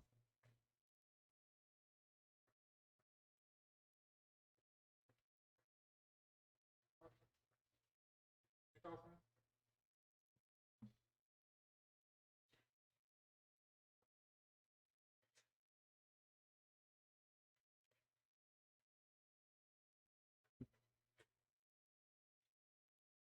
Okay.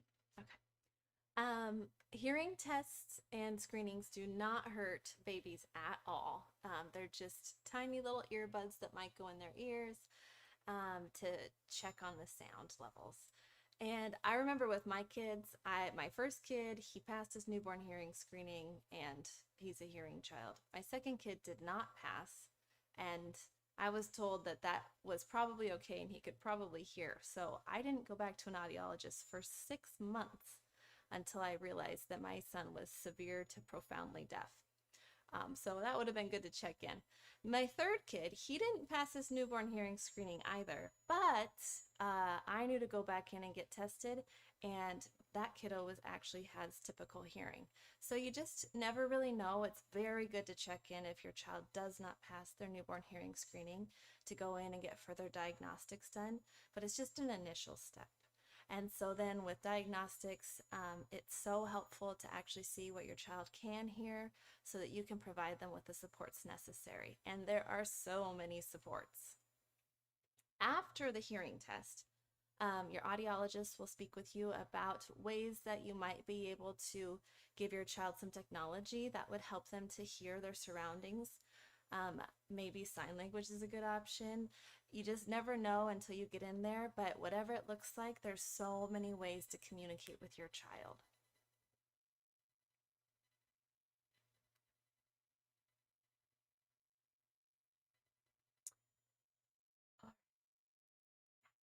Okay.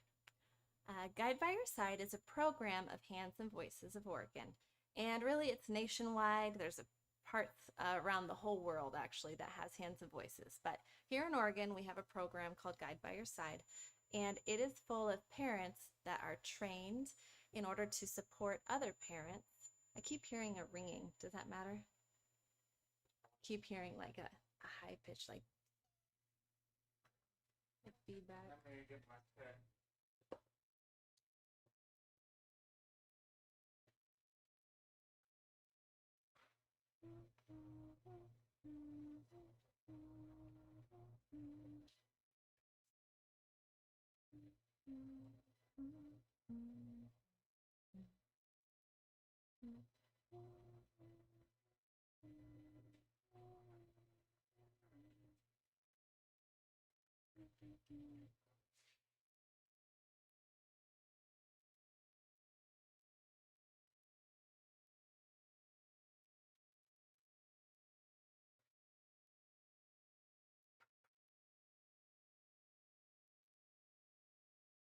Maybe try talking again. Better? Oh, yeah. Oh. Oh. I was hearing it only sometimes. Talking. And right now I can't hear it. So it's fine. Yep.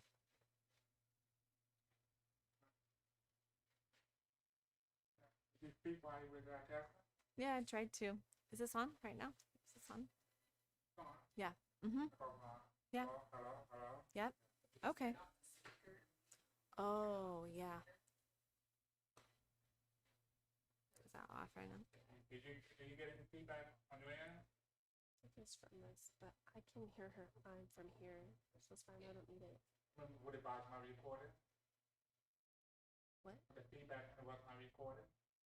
I don't know. I don't know how loud it was. I mean, she could hear it. I could hear it. It was in and out. Loud. Not constant. Like maybe just happened like 1-2 times. Mm-hmm. She stopped talking when she heard it. So I don't think it wasn't during. She was the backup starter or anything. Back up just a little bit, or just keep going.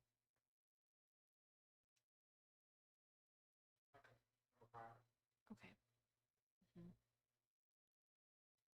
I think it's okay. I don't remember what I was saying.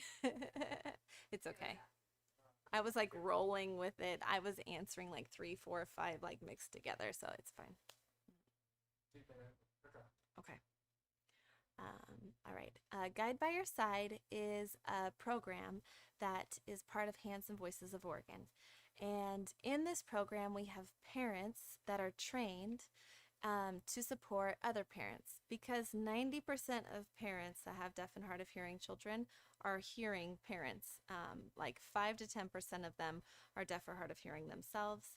90+% of parents that are raising deaf and hard of hearing kids are hearing. So often, this is the first deaf or hard of hearing person we've ever met. So the whole reason for Guide by Your Side is to just have peer-to-peer support, to offer just camaraderie and guidance, resources, let you know you're not alone. I just love this position that we have here at Guide by Your Side because it's been really, really good for parents. A parent guide will oftentimes call a parent. Oh, number 2. There you go. A parent guide will call a parent after they get a referral and just offer them any support that they might want. Maybe they want to meet another family. Maybe they want some resources for their kids or some other kids to play with. Maybe they need more information about resources or technology or where they can find a sign language class. We try to make sure that all of Oregon is prepared and like ready to support families in whatever location they're in for the connections and supports that they have in their own community. And the way that you can connect with your parent guide is by finding our website. It's handsandvoicesor.org. Or we have a pretty big presence on Facebook, Hands and Voices of Oregon. We have a closed Facebook group, and then we've got, ways to connect with a parent guide near you.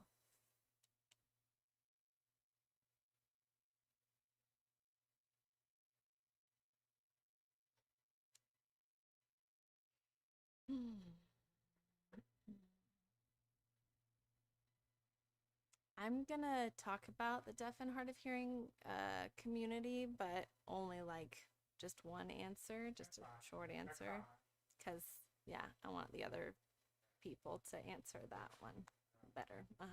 So, okay. The deaf and hard of hearing community is an incredible resource for many, many families. They are adults and teens and youth, people that have been living and walking in this experience that your kid might be walking in. And so, man, I cling on to every deaf and hard of hearing person that I can find in hopes that they might just be able to teach me a little bit more about the ways that I can really connect with my child and support them along the way. Oftentimes, they're also really great language models if that's what you're looking for, or just people that can share the same experience as the little one that you're raising.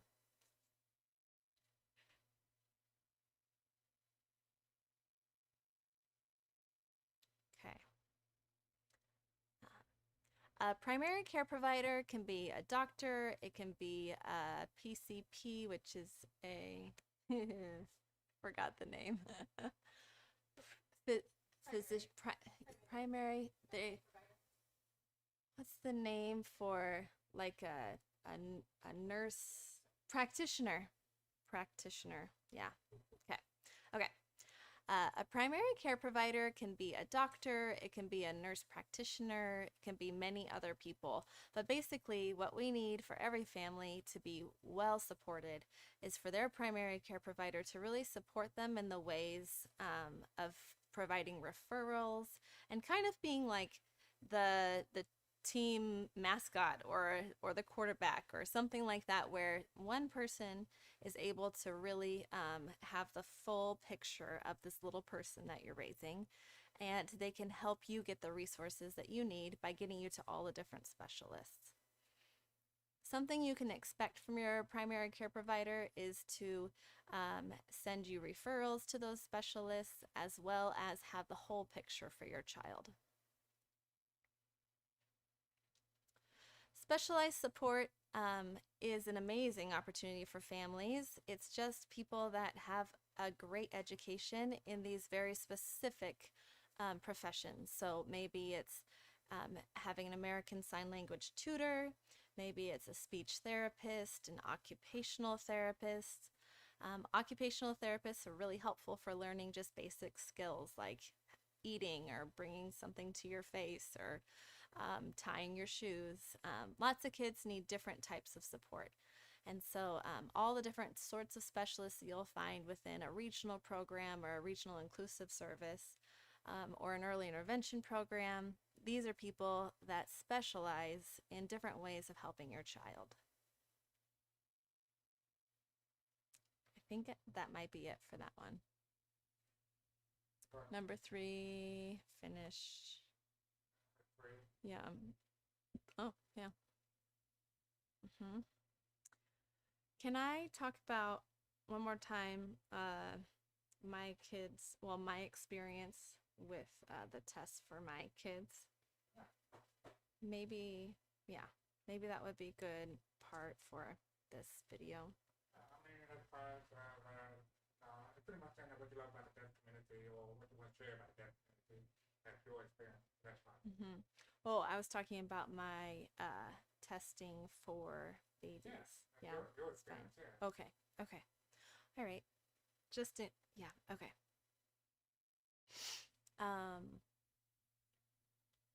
As for screening and diagnostics, they are so important and so helpful to our community. I'll share a little story about my kids. I have 3, and the first one was born. As for Oregon law, he had his hearing test done before we left the hospital. He passed it, and he's a hearing child. My second child, he had his newborn hearing screening, and he... I gotta start again. I'm so sorry. This is hard. Have you seen High School Musical? Cool music. No, a movie. Is it High School? Oh, High School. High School musical. They go. They go. Ma, ma. My kids do that. It's funny. Okay. All right. Okay, so newborn hearing screenings and diagnostics are very helpful to our community. I will share from my 3 experiences. My first child, he passed his newborn hearing screening and he can hear. My second child did not pass his newborn hearing screening, and I thought that he could hear, so we didn't get any further testing until he was 6 months old. And then we found out that he was severe to profoundly deaf. My third kid did not pass his newborn hearing screening, and the person told me, don't worry about it, it's probably just fluid. But I knew that I should go in and get another test, and we went in for testing, and it turns out that my third kid is a hearing child. So the newborn hearing screening is a very effective way to just screen to make sure. Oh, I'm hearing sound. It's a person. A good story. Thank you. Maybe I need to start again. Did you not hear any of the feedback? Yeah. Can you see it on?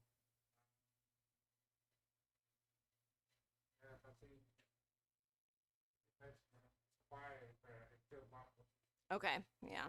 Okay, I'll start it. This will be perfect this time. Yeah. So it should be okay. Okay. Okay, sorry. Maybe I'm worried more than I need to be. Okay. Okay.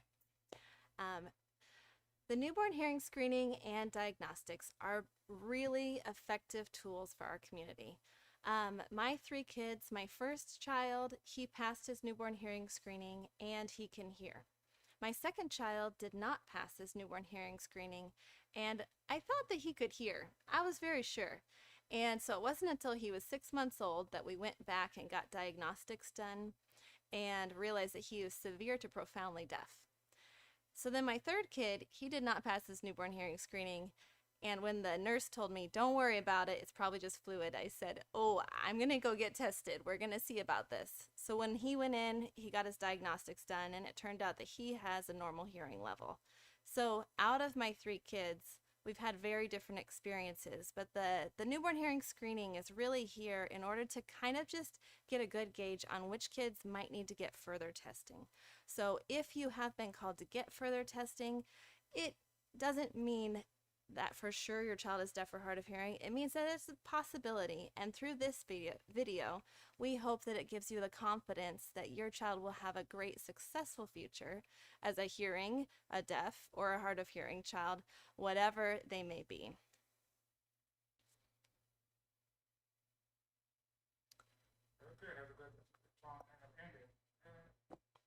Yay. Okay, one more person. Thank you. No, not. Okay. I'm done. Like, really?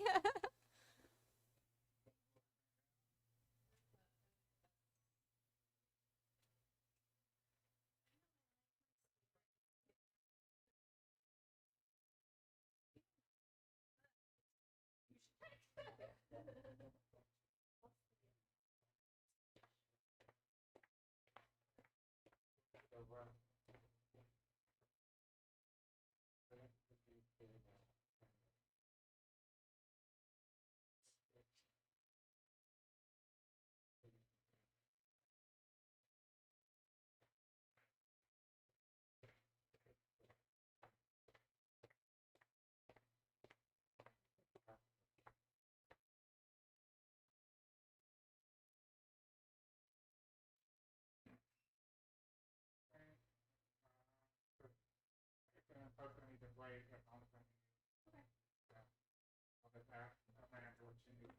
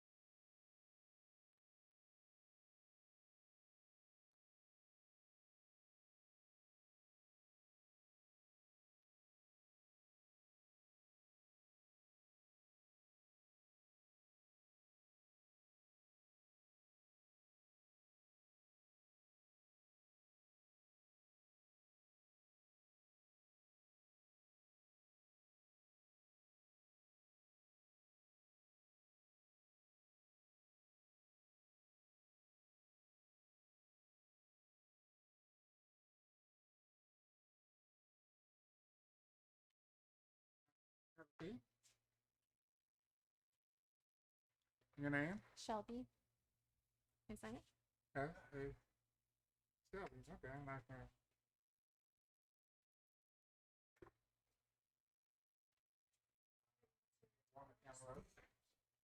Pediatric audiologist.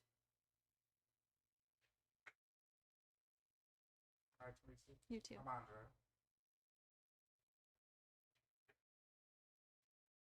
What we're gonna do is you introduce yourself, say what you do, and you read my teleprompter. You might ask all these questions. If I have a question you did not like or it doesn't fit you, just reject it. Okay. And then there was somebody edited it and I plug into that question. Okay. Any questions? Are most people answering all of them? Are most people answering all of them? You observe the question, but Okay. you can't Go on. answer it, just reject it. Not everybody answer all the questions. Okay. Okay. Cool. Are you planning to say the last name? Sure. I want to be consistent with what everybody else has done. Okay, that's loud. Last name. Okay. ATWILL. Yep. Ready? Okay, I hear a train. Do I hear it?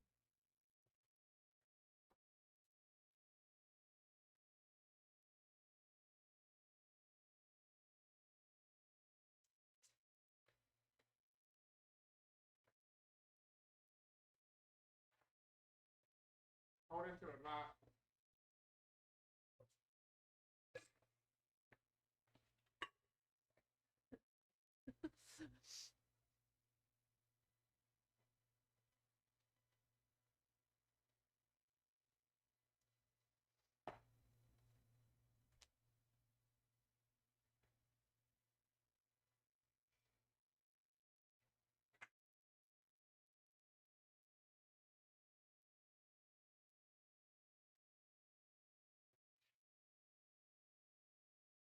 Everybody perfect?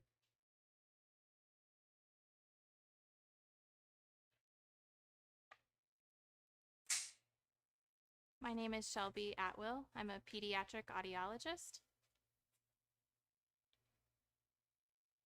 An early interventionist role for a family that has a deaf or hard of hearing child is to help coach them to support their child in developing language and communication as best as they can.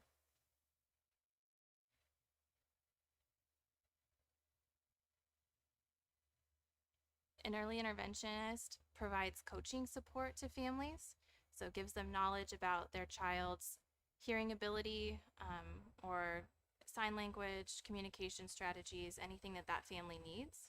So they're an expert that releases their information to that family to help support their child.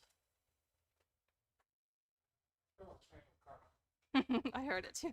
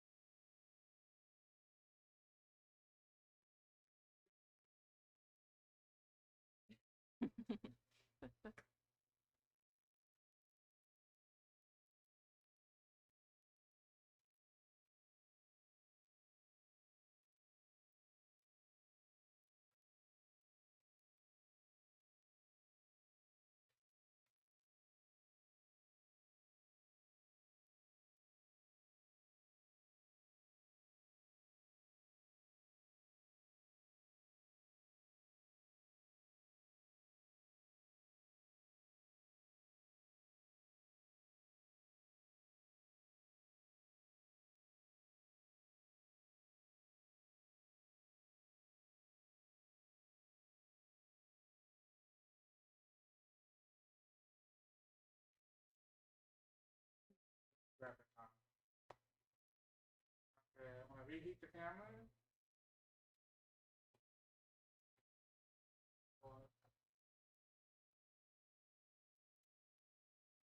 Hot, hot, hot, and go ahead. Okay. An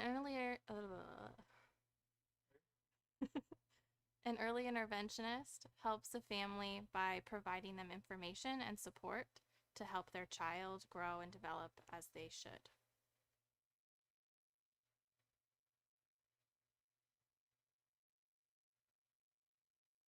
An early interventionist meets with a family on a regular basis as the child is growing up and provides them information and support to help them develop and do what they can do at each age and help the family know what to do in between the visits with the early interventionist.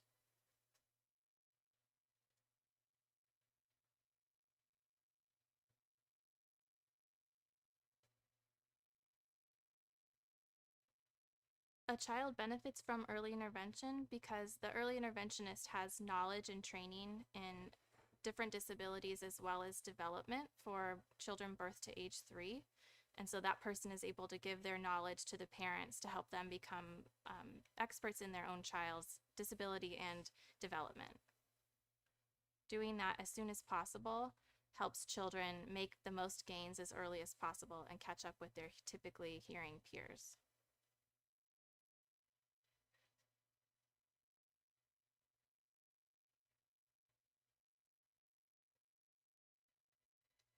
Families get connected with early intervention in multiple ways. Primarily in Oregon, their audiologist makes a referral to early intervention, but families can also call the early intervention program in their county directly, and those phone numbers are easily available online.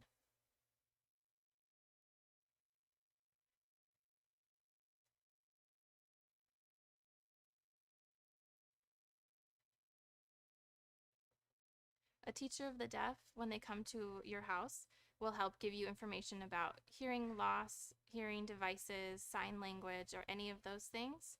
They can meet with you on Zoom, in person, or outside of your house. Basically, wherever you are with your child, a teacher of the deaf can support you.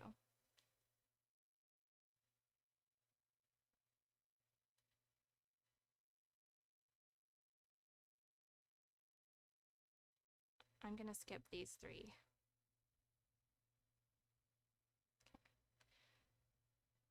A hearing screening is a simple test that checks whether a child passes or needs more testing.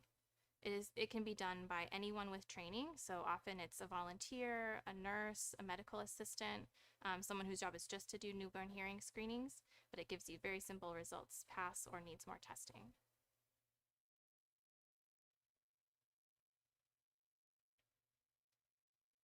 The term diagnostics, which is what happens after a baby does not pass the hearing screening, includes audiology and ear, nose, and throat services. An audiologist tests your baby's hearing levels and may work with their hearing devices if they need them. An ear, nose, and throat doctor helps figure out why a baby may have difficulty hearing and helps explore the medical side of that condition. Hearing testing does not hurt your baby. Most of the tests that we can do occur while they're asleep and they stay asleep. Sometimes it is new, and so they won't be used to having something in their ear, so they might cry or stir for that reason, but it doesn't hurt.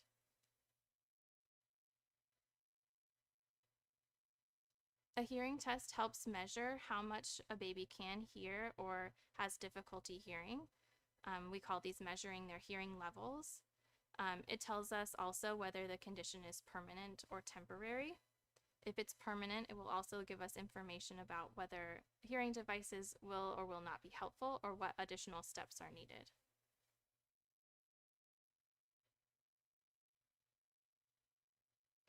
After a hearing test, you will want to see what services are available for your child, and that might include early intervention, regional inclusive services, the Guide by Your Side program, lots of different specialized supports, and just making sure you've got your team of people collaborating together.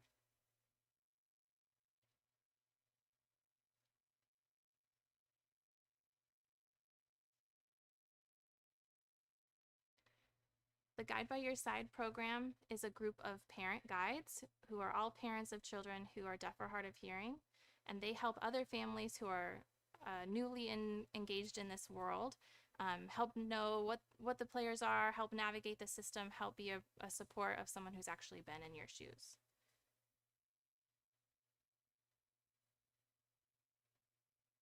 A parent guide can meet with you by phone or video or in person. Basically, however you want to connect to that person is available to you.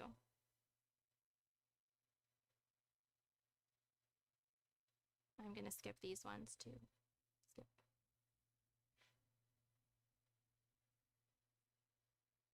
Okay. A primary care provider, who might be a pediatrician, a nurse practitioner, a family practice doctor, is your child's main source of medical support. They're going to be the person that should coordinate the educational and medical services that your child gets. They're who your child will see for their regular wellness checks or if they're sick. You can expect that they will make referrals to specialists, be there to support you, help facilitate any kind of conversations between the medical and educational professionals working with your child.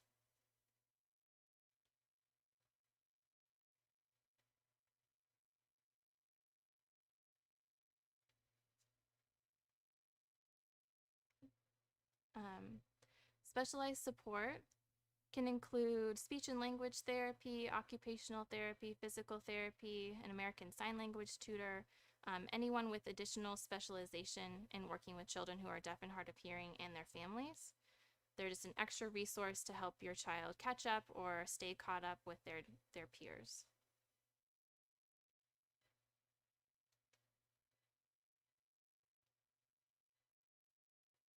A teacher of the deaf is a teacher who has additional training in working with deaf and hard of hearing children.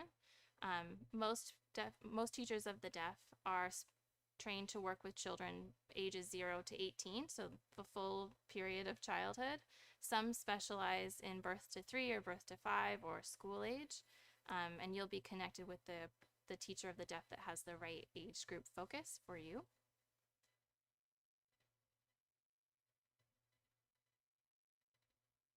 I think I answered this one already. Yeah, I think I answered that one. Okay.